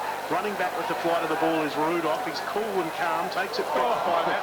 Well, he was cool and calm getting the ball, but his kick was a shocker. I think he stubbed the ground. He handballed to Kane, and he's been pile-driven into the ground by a couple of Sturt players there.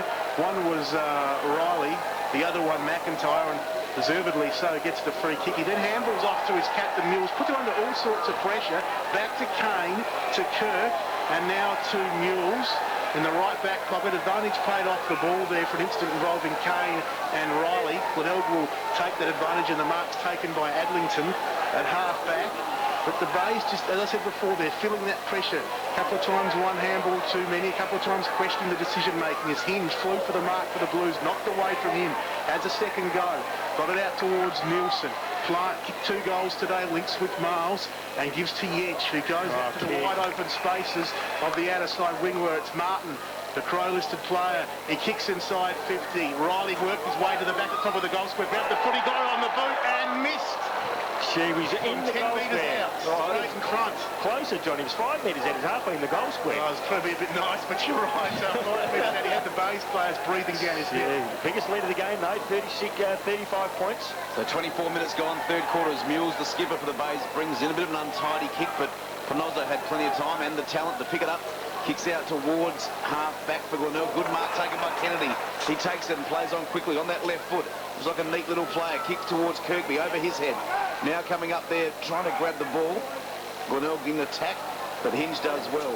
It was Hancock that tried to grab it for the Bays, but he couldn't. Sheedy to Kurtz, back to Sheedy. Here he goes from centre half back inside the centre now. Comes to young lad there in Wingard, kicks up towards half forward. Kick out a little bit too much on it there for McIntyre. It's going towards the boundary line. He kicked it in, he doesn't quite keep it in, and it spills out of bounds. About 30 metres around from the Sturt goal. Left forward pocket. Sturt 10-11-71. Glenelg 4-12-36. 24 and a half minutes gone in the third quarter as a boundary throw-in comes in. Doherty doing some work there. Quick kick out of the pack, out towards the boundary line, end over end, and just trickles out. Around about half forward flank left there where Glenelg 36 trail Sturt 71, 25 gone, third quarter. Been a good turn by the Blues. They've not only scored goals themselves, but they've kept the pressure on the Bays and made it hard for them. But they have had their opportunities, Glenelg, but inaccuracies hurt them as Thompson got off the back of the pack. He handballed to Stokes, and Stokes has kicked another one for the Blues. Great quick movement from Sturt. He gets his first SANFL goal. Great quick movement on from the Blues off the back of the pack. And Sturt go to 11-11. That's 77 to Glenelg. 4-12-36, 41 points to margin. Daryl Smith. Amazing handball wasn't for Thompson. He had Stokes running between players, and the Glenelg players were all flat-footed there, guys. Stokes just put the afterburners on and ran straight through and kicked his first goal. Clever handball from Thompson, able to set up Stokes. So again, it's 11-11-77, leading Glenelg 4-12-36. So Johnny Welsh, I think you're saying maybe home. Well, Stokes, Adam Thompson, what a great pickup he's going to be for Sturt, and for that matter, the little handballs off the deck and quick gives that he does out to his Sturt runners, he's going to be a good pickup for them as Wingard in the centre tries to get the ball out. Excellent quarter from Sturt, 5 goals for Glenelg, just a 4 behinds. Margin out to 41 points late in the third quarter, 26 and a half minutes gone as we got a secondary bounce. Seller taps it down, taken there we go. Thompson again out to Wingard. Handballs back to Hinge. Hinge gets through the middle there on centre wing, kicks up towards Doherty, gets a good kick, and Doherty get there. It just had a bit too much carry for him and spilled out of bounds about 30 metres around from Sturt's goal, left forward pocket. If anything, guys, a bit of breeze blowing up. You see the flag down here with the Sturt flag, and it's a little bit of breeze blowing up now, so favouring the end that the double Blues are kicking to. Glenelg have just somehow got to try and get a late one here in the third quarter. Yep. They're fast running out of time, 27 minutes gone. Seller wins it down, McMahon has it. He handballs out. Now Meyer off the right foot. Hooks it back high in hope. Kirkby's his target. 3 Sturt players go up. Comes down to ground level. Good tackle in there by Martin. And we're going to have, in fact, Evans. We're going to have a ball up at left half forward for Sturt as they lead by 41 points late in the third quarter. The bounce of the footy, 60 metres out from the Blues goal. Another one would just be an absolute game ender for the Bays. Guys. And yeah, it was. Crane to do the dainty thing and not knock it over the line. His little legs got ahead of him and he toe poked it over the line, and the boundary umpire good right there on the spot, and he picked it, and it will be a free kick to the Bays, taken there by Tenace. Basically at right half back up against the boundary line. No, he just clears the head of Stokes. Stokes was claiming that he touched it, guys. He was waving the arms around like the proverbial windmill. Kane took the mark, though, for the Bays. He chips towards Pinozzo, who marks left back pocket for the Bays. He goes to McMahon, and there is the three-quarter time siren. And we can say at three-quarter time, it's the Blues, 11-11-77. Glenelg 4-12-36, 41 points the margin for the Blues after a wonderful third term from Sturt. In that quarter, guys, the Sturt side kicked 5 goals, 4, and the Glenelg side could manage just 4 points into the breeze. So goal scorers for the Sturt side is Doherty with 4. Each of the 4 games, we have a chat to yourself, Darryl, about this game. Yep. Kim Morgan about Port Nord, Chris Kendall down there at Prospect, and Phil Aspinall at Woodville Oval tomorrow. So we'll cover every game in depth and in detail from 7 o'clock Monday morning. Gee, Phil Aspinall gets around, doesn't he? He was at the Port Nord game. He's at this game. He's going to be at the Woodville South game tomorrow. He loves his footy, that's for sure. He gets around. Well, Sturt certainly answered the critics in that quarter, coming out and kicking 5 goals, 2, and the Glenelg side can only manage just the 4 points. But you feel 41 points just quite not enough at the moment, guys, is it? You just think they need to kick another goal in this early in this first quarter just to drive home any confidence that Glenelg may gain out of kicking kicking the first goal. So you'd think that if Sturt can get the first one, well, then it's just about ready to lay down. But if the Tigers get one with the crowd behind them, you just never know what might happen. No, agreed. I said that just before three-quarter time, and that was the feeling then, and it remains. I think Sturt just do need one more six-pointer, and the Bays would think, well, 8 goals is going to be very hard from here. Now, obviously, you would back Sturt quite strongly from this position, but the home crowd behind the Bays haven't played well for 3 quarters. Do they have a good final quarter left in them? And if anything, the breeze is sprung up a little bit down here at Glenelg Stadium, so they are kicking with the breeze, and you can see Luke Norman's boys in front of the coach's spots waving at Dad, saying, come on, get them over the line. Dad? It's very hard to see, though, isn't it, with Glenelg 2 goals 11 since quarter time. Yeah, that's been the problem, hasn't it? And they've got it down there, but I mean, that might sort of say bad kicking, but they haven't had that many easy shots. I don't think Sturt have put them under plenty of pressure. Sturt had probably the easier shots that have missed, so... Okay, the umpire holds the ball off to get this final quarter away from 5 RPH football in the 2 games today, and you're with John Nectarville. The Blues by 41 points to start the final stanza here at the Bay Oval. Glenelg need a quick start. The Blues, you would think, another goal. And we'll be hearing their song tonight, as it is Sturt who'll get that centre clearance through Evans. On the bounce, John Cock was good. Vote away to Martin, who's improved as the game's gone on. He kicks from 50 and kicks a beauty. Brody Martin on the run from 50. He's had his injuries, he's had his knees, his shoulders, but on that occasion, wonderful goal. And well, it's going to make it 9 impossible for the Bays from here. Yeah, it certainly is a fantastic start for the Double Blues. Just what they wanted. They got it out of the centre square. Kurtz again involved with Sheedy. Goes to the outer side of the ground. A quick handball from John Cockle. Gave it to Martin, who then kicked from outside 50. A fantastic goal on the run. And just the start that the Double Blues wanted, not the start that the Tigers wanted. 25 seconds it took for Sturt to get their 12th goal of the day. Brody Martin, 2 goals now, 1 in the second quarter and 1 just then. So it's back in the centre. Kurtz up against Cranston. Cranston wins it down to Nace, just spills out to Adlington. On his back there is Crane. Coming through is Stokes. Also Wingard. He has a crack, that's for sure, the young fella. 17-year-old on debut today, number 51 for Sturt. So keep an eye out for him. Just 68 kilos. A bit of a stoush going on now. Perhaps Glenelg needs something. Is that Wingard down? It is young Wingard. Got creamed in that. Gee, he hasn't creamed anything. The young boy's only a 17-year-old, and they won't continue on. What the Glenelg side have to do, guys, is worry about getting the footy. True toughness comes with getting the footy. You can smack anyone you like, but true toughness really comes with getting the ball, guys. You go, John. I was going to say Wingard's up, mate, in the hands of the trainers, but he does appear to be okay, but he is heading towards the bench now, but he is up and jogging, just coming off for a precautionary issue, Tuck. Well, he's jumped into a couple of packs. He shows plenty of courage for a young fella who's there's not much jogging, as we said, so... Yeah, he could be right the first to Flemington tomorrow. Quick kick out from Senator Murphy, kicks in towards the forward pocket. Kirkby was his target there. Now Sturt under a bit of pressure, got to get it out of there. We've seen a couple paid today. The umpire sweats off, but this time he decides to ball it up about 10 metres out from Glenelg's goal. 4-12-36 are the Tigers, and Sturt at 12-11-83. Well, the Bays needing goals big time. Sturt have the numbers though in defence. It's Hinge will get the clearing kick. Bouncing football. Can Bradley cover for Glenelg? He can, but again the numbers with the Blues. Evans in there, Riley in there, McIntyre in there. Just no room to move for Bradley. Jones in there as well, and there'll be a ball up, 40 out from the Bays goal, trailing by 47 points. And the umpire puts it down hard as it's one down there by Kurtz. And the quick kick comes out of the pack. Sheedy couldn't take it, but the Blues get a handball out there. It was Martin, but it comes the way of Murphy now for the Bays to McMahon. He puts it out on the ground in front of Ruwalt, shrugs off a tackle, handballs towards Agnew.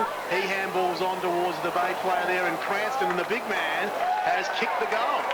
There's a few handballs going there. It ended up with Cranston, and from 25 out straight in front, he's kicked his first for the afternoon. They just worked, and the Bays get their fifth. They did 5 goals, 12 they go to 42. Sturt 12-11, 83, 3.5 gone fourth too. Yeah, they just worked the ball around there, the Glenelg side. Good to see they didn't give up. They just kept working and working and working.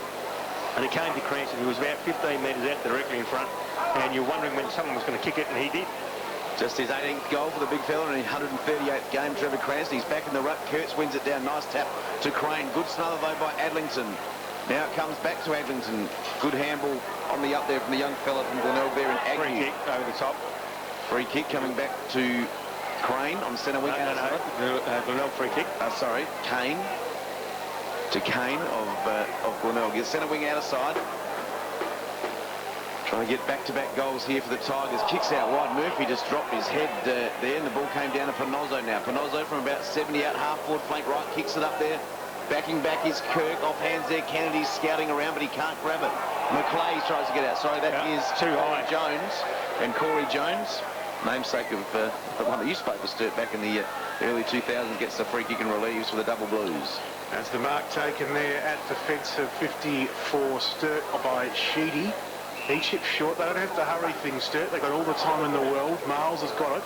60 from his defensive goal. A young man who's been at the club for about 4 or 5 seasons now and has played a bit of league footy and impressed today. And you'd think 2011 will be a big year for him with some players leaving the club as he's kicked towards the wing. Off hand, scrabbly stuff. Cranston in the end got the kick out towards half forward for the Bays. The Blues, though, have the numbers. McIntyre on hands and knees. Got it out to Stokes, who in turn got the handball out, but only as far as the Bay player in Tenace. He gave to Mules, whose little kick is marked by Kane. Right half forward, out of sight of the ground. He kicks towards the lead of Kirk. It's a good mark. It's a tough angle, though. He's marked it about, I'd say, 35 out, but he's tucked around in that right forward pocket, Darryl, and he is a goal scorer, man, but it's a tough ask. Gee, it is a tough ask, but to win games of footy, you've got to kick these goals, guys, and if he kicks this, it'll at least put a little bit of pressure on the Double Blues. Back-to-back goals to the Tigers always puts pressure on the opposition, so Big Kirk on that outer side of the ground, around about 35 metres out. Difficult angle. He's in front of the old outhouse out there. Comes in now. The kick is on its way. Difficult angle. He has made it look easy, guys. He's kicked his first, and the Tigers have got their 6. They go to 6 goals, 12, 47. Now trailing by 35 points. Sturt 12-11, 83. That's on the station-sponsored Williams Brothers Welding scoreboard. So just a little bit of a glimmer of a hope here for the Tigers boys. Still got plenty of time. They've only played 5 minutes of this final quarter, and 5 goals in a quarter isn't much to get, boys, with the breeze behind your back. So 2 in a row to the Tigers after Sturt kicked the first goal of the last quarter. Still no multiple goal scorers for the Tigers, though, guys. No, but for Sturt, Dolding's kicked 4 and James Plant kicked 2 in the second quarter. So back in the centre now. Thompson tries to get it out. McMahon traps it, though, still inside the centre circles. Comes to Cranston, handballs off to Panozzo. He gets about a 10-metre kick forward, looking for Agnew. The ball's back in the centre. It's not going anywhere yet. There's a clear and clean possession, which McMahon provided. Now the Tigers have a chance. It's a half-forward left. Murphy about 60 out from goal. He kicks it in long. A bit of a kick and hope there, but up goes Kirkby. Again, Anthony, he worked his way to the front of the pack, didn't he? And he just took the mark out in front because that's the place to be. He worked to the front of the pack and came in long with the breeze and was able to take the strong mark. Good bit of play. The ball was in dispute. A little bit of class there from Jordan McMahon. Got it out, and now Rory Kirkby will line up. And he's got quite a long run up here. He's going to have a kick for goal from around about 20 metres out and a very slight angle to cut the margin back to 29 points. And despite the claps from Kirk in the goal square, it's behind. He tried to con the umpire. That would have been a big kick, Smithy, but 6-13, 49 now. He had to nail that, guys, to give any chance, because all of a sudden it would have been a 29-point ball game. So 34 points the margin, John Nankiville. It'll be Jens to bring the footy back into play. He likes to play on, but on this occasion he kicks long out towards half-back. Kurtz has it fisted away from behind by Cranston. The Bays have the numbers. Brewald picked it up, kicked back towards the hot spot. Kirk there, went through his hands, picked up by Kirk. Can he get it on this occasion? No, he can't. Away to the right, one behind. They're doing all the attacking here, Glenelg, which is good to see from the Glenelg supporters' point of view. Sturt have got to kick a goal. They've got to attack. 33 points, Sturt 12-11, 73 the Bays, 6-14, 40. And Sturt will bring it back into play deep down in their defensive area. It looks like Miles, who kicks long towards half-back for the Blues. Bounced away from Panozzo, came to Murphy, he gives to Cranston. The handball works out well to Clayfield, who kicks long from 55, and accurately the young man for the Bays, Drew Clayfield, playing game number 2, kicks his first ever goal in SANFL football, and that is a big one for the Bays. The margin to 27 points. Glenelg 7-14-56. Sturt 12-11-83. Not out of the woods yet, the Blues. So you wouldn't think so, but the Tigers are coming and they're doing all the attacking. Great play again. The kick-in was poor. It went to a pack of Tigers. They punched it forward, got the handball back to Clayfield, and he ran inside 50 and kicked perfectly using the aid of that breeze. 9 minutes in the last quarter. Sturt by 27 points, but the Tigers have kicked 3 in a row. As the ball gets tossed up, no clear winner out the ruck. It comes back down as Cranston taps it. Coming off the line there, now good chance for McMahon. He handballs back, clever handball to Panozzo. Panozzo just stubbed his toe though. Then Kurtz left it for Crane. Now he's taken high. And a free kick will go to Kurtz, taken high by Cranston. So Kurtz. McMahon just had to force that ball through that opening there. He did. Kurtz, defensive side of centre, kicks up towards Johncock. Ball comes down there, over Sheedy's head. McMahon takes it. Now it's on ground level. Sheedy's wrapped up in a good tackle there by Adlington. Crowd wants ball. Umpire says, give it to me. I'm going to ball it up between half forward and centre wing. Look at that umpire there standing centre forward, guys. He's got his hands over his eyes, shielding something. Why wouldn't he come and stand over in front of the shade here? Be closer to the play. Very good question. Now the ball's tapped out. Rudolph gets on the left foot. Does well to keep it in. Up there, looking for Kirkby again. Well done by Anderson. He kicks it across goal. Now this is a big ball here for Jench. Jench should get there, but running hard was Agnew, the young fella. Did well, laid a big bump on Jench, but Sturt had the numbers. That was an inspiring bit of play by Agnew. It might still work out. Kennedy does well with his chase, forces an error. Now the turn of Agnew's done well. He's followed up. To Tenace in the pocket. Tenace has a kick for goal. He had Kirkby all on his own, 20 out. Yeah, well spotted. Well spotted. Away and missed, but Agnew just with a went really hard there. It was good to see. Yeah, bone crushing there, but the Sturt player still struggling to get up, guys. In the hands of the trainers down there, it looks like Jench. It is Jench at defensive 50. As the Blues will bring it into play. Anderson will do the kicking out duties on this occasion. He goes long to half-back. Off hands, the Bay sort of bust through. Murphy there, Riley pulls him off the football. Grimer picks it up at half forward for Glenelg. He's tackled. The umpire says we'll ball it up left half forward. 26 points is the margin. 11 gone final term. Brodie Martin kicked the first goal of the quarter for the Blues, but since then it's been all Glenelg. They've taken what was a 47-point margin. A minute into the final term, down to 26, and they keep coming, and there's still enough time for them as ball out of bounds, forward 58, left half forward for Glenelg. They're kicking towards the northern end, the jetty right end of the ground. One down in the ruck by the Bays. Tenace tight on the boundary, kicks them forward, bouncing football. Kirk able to get a hand on it. His third opponent there, McLeay, puts the pressure on. Everyone piles in on the football. No one's sitting on it on that occasion.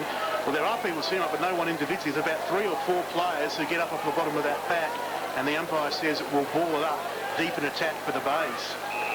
And in fact, the umpire's noticed something. He's blown his whistle. He's having a look at McLeay. I think he's noticed some blood on McLeay, and he will come from the ground. So, blood rule for the Blues. They have to get someone ready to come on. And McLeay had his injury issues last year. Good to see him back. Hopefully we'll be back on the ground soon for the Blues. Still a bit of a decision about who's going to come on. Now coming up. I think what they're doing is just slowing it down, guys, so that's taking the momentum away from the Tigers. Oh, yes, the old run down the clock trick. It's Evans in the end who comes on. They restart play deep in 50. Kurt, good hit out. Can Agnew pick it up? No, he can't. Off the ground there by Kennedy. 1 shot, 2 shot. In the end, I think it bounced off his shin and went through for a behind. 25 points the margin. The Blues lead. Oh, good interception by Rudolph there, guys. Fantastic effort. 2-on-1. Yeah, ball brought back in very quickly by the double Blues, but yeah, Rudolph got in and forced a stoppage. We're going to have a boundary throw in. 20 metres around in the left forward pocket from Glenelg's goal. 7-16-58. Sturt 12-11-83. 13 minutes gone last quarter here at the Bay. As it's tossed back in, Kirk's done well in this last quarter. Got the tap down, but Sheedy got a kick away. Went very high. Came to Crane. Crane's handball's clever out the back there. Looking for Stokes. He's surrounded. He gets a handball. Oh! Ruwal taken high. Yep. Umpire saw it.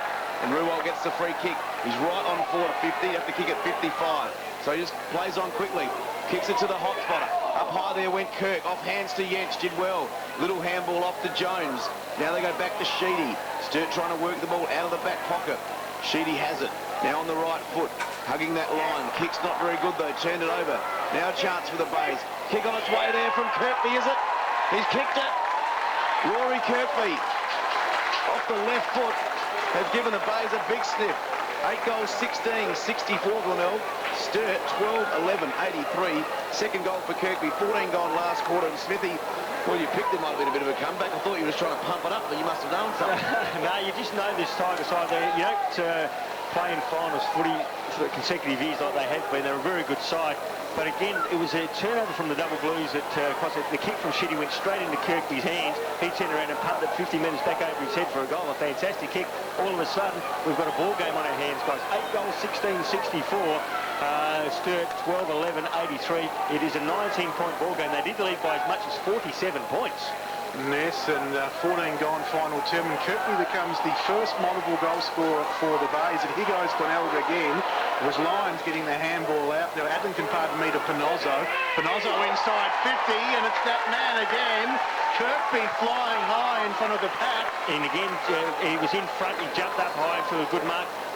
What is happening, guys, is that Glenelg are getting the ball out of the centre square at the moment, and they're just doing all the attacking, and they've got the tall timber up forward, so Kirkby is going to be having his second shot back-to-back goals for Kirkby. If he kicks this, all of a sudden, the crowd will lift. It's only a 13-point ball game, boys. Exactly, the roof will come off the stand here. Kirkby's kicked 2 today, as we said, 1 in the second, 1 in the fourth. Can he make it 2 in the fourth? He started it out right. It's come back beautifully. Well done, Rory Kirkby. What a spark for the Tigers. 3 goals to him in this game. 2 in the fourth term. 13 points is the margin at the 15-minute mark of the last term, so plenty of time. The Bays get their 5th goal in this final term. They go to 9 goals, 16-70. The double blues, 12-11, 83. Yeah, 13-point ball game. It'll be interesting to see now what they do in the centre square, the Glenelg players. They have been working the ball very well. The ruck sit-ups have been fantastic. But we see where Sturt now have got their big guns in the centre square, in Sheedy, and also their other big gun in Evans. Well, 16 minutes gone at the 32nd mark of the last quarter. Sturt led by 47. Since then, Glenelg's ticked 5 goals for. It's a 13-point margin. Are they going to get the takeaway again? They win a free kick. Free kick to Adlington. They're winning it in the centre square here, boys. Well, Cranston and Kirk have really lifted in this last quarter. Adlington just bombs it up towards forward 50. Big pack of players comes down there at ground level. Agnew, he's provided a bit of a spud in the back, I think. Free kick. No free kick. Well, I thought the umpire in the centre square was going to play in the back. I thought so too. I thought Ruwalt was going to get the free kick right on forward 50. Just about to put a saddle on him, but they're going to ball it up. Throw a blanket over about 15 players as it's tapped back inside 50. Smothered well there by young Kennedy. The ball spills out to left half forward. Still inside 50 for the Bays. McIntyre just drops it. He's going to be pinged. No, holding the man. He's paid holding the man, and McIntyre didn't even know he's got the free kick. No, he thought it was. I think he thought he was going to get caught holding the ball there, guys. Well, McIntyre deep in defence for the Blues. He hoofs it away with the right foot towards half-back. Off hands, Evans was good. He's got running next to him Anderson. He ignores that and kicks up towards the forward 50 arc. Off hands, the ball's well sharked there by young Plant. He gives towards Dalvik, and the big man kicks and kicks it accurately. 1 behind for the Blues. They really just need a goal to steady that flow. They lead by 14 points, 12-12-84 to 9-16-7. 5,357 people here, guys. A fantastic effort for the start of the season for the Glenelg Footy Club. Yeah, great crowd. So Grimer just bombs it long down the middle. Agnew his target. He went up. He got taken high, says the umpire. He's got a free kick. I like what this young fella's done. He's handled off now to McMahon. He's got Clayfield running for him. That kick needs to be good. It's perfect. Clayfield wants to play on. Ducks back inside. He's 70 out. Short passes up there. Now the spoil comes from behind. In there goes Martin. Again goes Clayfield. In there is young Kennedy. He's been legged. He's been legged. Play onto advantage. Rudolph from 55. Kicks it long into the goal square, but he's pushed it offline. Through for the minor score. Glenelg 9-17-71. Sturt 12-12-84. 18 gone. Last quarter. Well, 2 more scoring shots to the Bays, but they let it trail by 13 points. It's been the story of the day for Glenelg, but haven't they come home strongly in this final term? And they've still got time on their side as Hinge going to waste a bit of that time. Looks right, looks left, looks right again, and then kicks out towards half-back. Off hands, comes the way of Agnew for the Bays to Pinozzo. He managed to get the handball out. Adlington now kicks from 48 and kicks a goal for the Bays. Here they come, Glenelg, and look at them all running towards, and rightly so, patting on the back there. I think it was Pinozzo who really fight hard to get that handball out, and he did. Adlington's goal was great, but it was Pinozzo breaking about 2 or 3 tackles that set that up. The Bays 10-17, 77. Sturt 12-12, 84. 19 gone final term. We're looking at a grandstand finish here at the Bay. Unbelievable. This centre break is so important. The Tigers need to get it, but Sturt just need to kick 1 goal, guys. They need to get a goal, manufacture goals somehow. So 19 minutes gone the last quarter here at the Bay. And Glenelg coming home with a rush. 7 points the margin. Was 47. After 30 seconds of his last quarter, Rudolph almost got him, but Evans got a kick forward about 15 metres. McMahon takes the mark. They're going to clear again. He gets on that trusty left foot and bangs it inside 50. Coming with a rush over the top went Meyer. Down at ground level, it's Ruwot off 1 step, kicks it over his left shoulder in towards the forward pocket. Takes a bit of a leg break and just goes out of bounds next to the right behind post. Gee, what a magnificent game of football for SNFL level. Fantastic to see. And a 7-point ball game. So ball to be tossed back in, 19 and a half minutes gone. Again, the crowd, 5,357. Sturt by 7 points. But a cliffhanger finish coming up here, round 1 of the SNFL. Hinge gets it in the back pocket. On the left foot, chips it up. Better control there from Hinge. Good skill by Hinge, and he found John Cock. And he's just going to slow it down, asking the Sturt players to go past him and down the line to the outer side. Just ticked into time on, 20 minutes gone. Sturt by 7 points over Glenelg. John Cock chips it up. Good kick, and Doldig's come all the way down. 4 goals for Matty Doldig against his old club today. And he's come all the way down to half-back. And he's going to slow it down as well. And he's looking for a target, and he's just going to chip it over the top. And here goes Sturt. Yeah, the Blues doing it smartly. And Sheedy, no smarter footballer out there on the park, in my opinion, than Jade Sheedy. He's got to go long down the line again, guys, I think. He's at left half-back. Milking the seconds. He does just that long down the line, the outer side wing. Big fly from behind though, and the Bay player in Seller takes the mark. Got McMahon running off him, and here they go again. That's what it takes, just 1 turnover as the kick to half forward finds Kane. He kicked the first goal of the game for the Bays. What can he do as they trail by 7 points into time on? He kicks along to the top of the goal square. Hands up, came off those for Kurt. Ruwald snaps at the goals. Away for 1 behind. It's a 6-point ball game. He got his hand to the ball. They should have held the mark, I reckon, guys. He was in front, came in, dropped it short, and he exactly got his hands to it and just didn't hold on to the mark. What a transformation. Glenelg 4 goals to 3/4 time. I think 6-1 in the last quarter. 10-18, 78 to 12-12, 84. Could we have a draw, boys? There's already been 2 in the AFL in the first 2 rounds. 21 and a half minutes gone in the last quarter, and there's that man again. What a last quarter he's playing. Wheels onto that left foot. Again, just bombs it up towards the goal square. Up the top goes Meyer. Over his head, though. Ball trickles out of bounds. Just goes out 5 metres around from the left behind post. Glenelg deep in attack. 6 points they trail by. Amazing last quarter by the Tigers. Look dead and buried. 47 points down after 30 seconds of the last quarter. So the boundary throw in. Left forward pocket. Next to the left behind post. Toss back in. Kirk tried to go from back. Grimer ran it off the pack. Got a foot to the ball, and this time it's even closer. It's about 1 metre from the left behind post, and we've got a boundary throw in. That, guys, probably out of bounds is better for the Glenelg side because they get a point that gives the ball back to possession to the double Blues. Round 13 last year, these 2 sides played out a wonderful game with Seller kicking the winning goal on the siren after the scores were tied. As we asked, will it be a similar story as the Blues have earned themselves a free kick in defence? Crane was away, but the ball is coming back, and it will be with Sheedy. They will go short to Hinge, a former Bay player. Played mainly as a half-forward type at Glenelg, but at the Blues has become really a half-back, and he's been quite good today for Sturt, as most of their players had been for the first 3 quarters, but really run over the top by the Bays at this moment as a big fly there at half-back from behind by Seller, fisted it out of bounds, and importantly, as we said, keeping it in the half for the Bays. Yep, that's the important part. What they can conjure now from this stoppage will be interesting as side by side in the ruck, Cranston versus Kurtz. The Bayman works himself to the front now, edged out by Kurtz in the little dance. Kurtz got a touch on it coming through, was the Glenelg player. Mules couldn't take it, comes out the back to Panozzo. He chips short. He hasn't even finds Kane. Panozzo has been wonderful. He handballs over the top there to Clayfield, who's kicked the goal today. He goes inside 50, working off at the back and taking that mark. And for the Bays down there, just get a look at the number. I think that's young Hancock.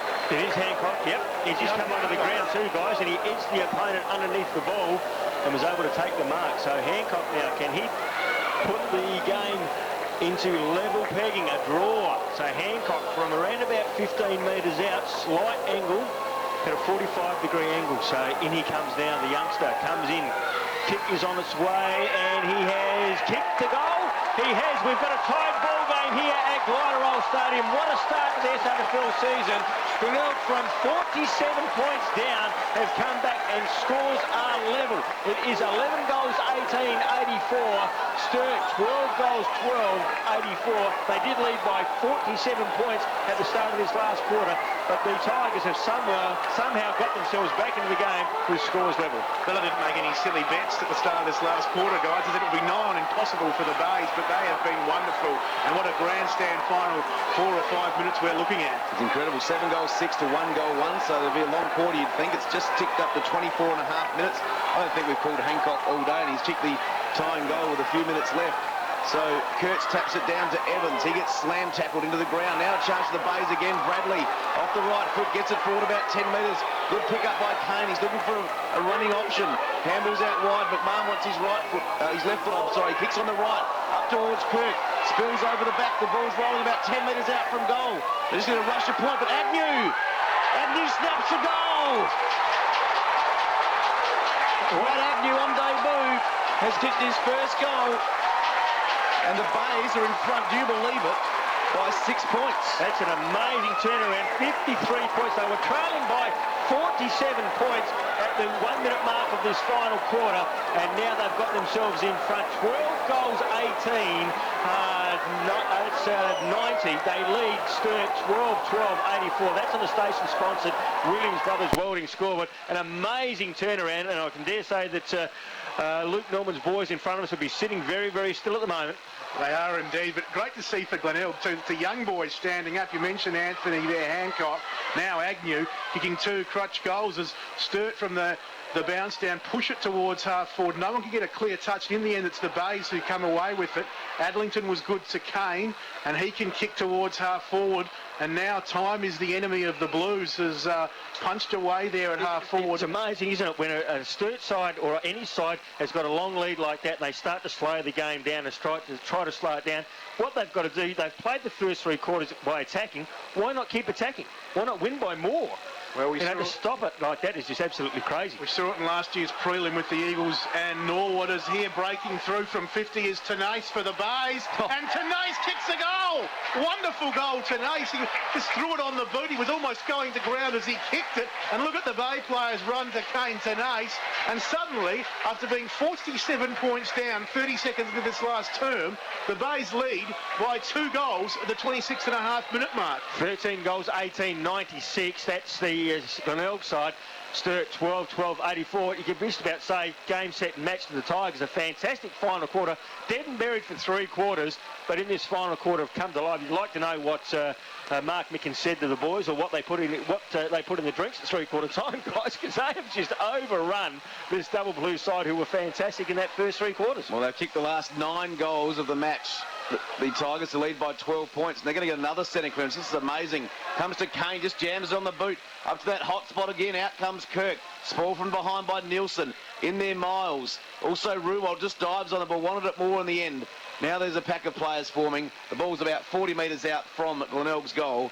27.5 minutes into the last quarter. Glenelg 13-18-96. Sturt 12-12-84. Ball up. Now Glenelg will be pretty happy just to hold it in now. That's all they need to do, you'd think. Yep. Nielsen's on the bottom of that pack there for Sturt. The ball is around about 45 metres out from goal. Just in from the right boundary line, forward flank for the Tigers. 5,357 people here today, and I hope for Glenelg fans' sake they didn't leave after that first goal of the last quarter, because they've missed a big comeback. 47 points down. Now they lead by 12. 28 minutes gone last quarter. I dare say some would have left. I would guarantee that.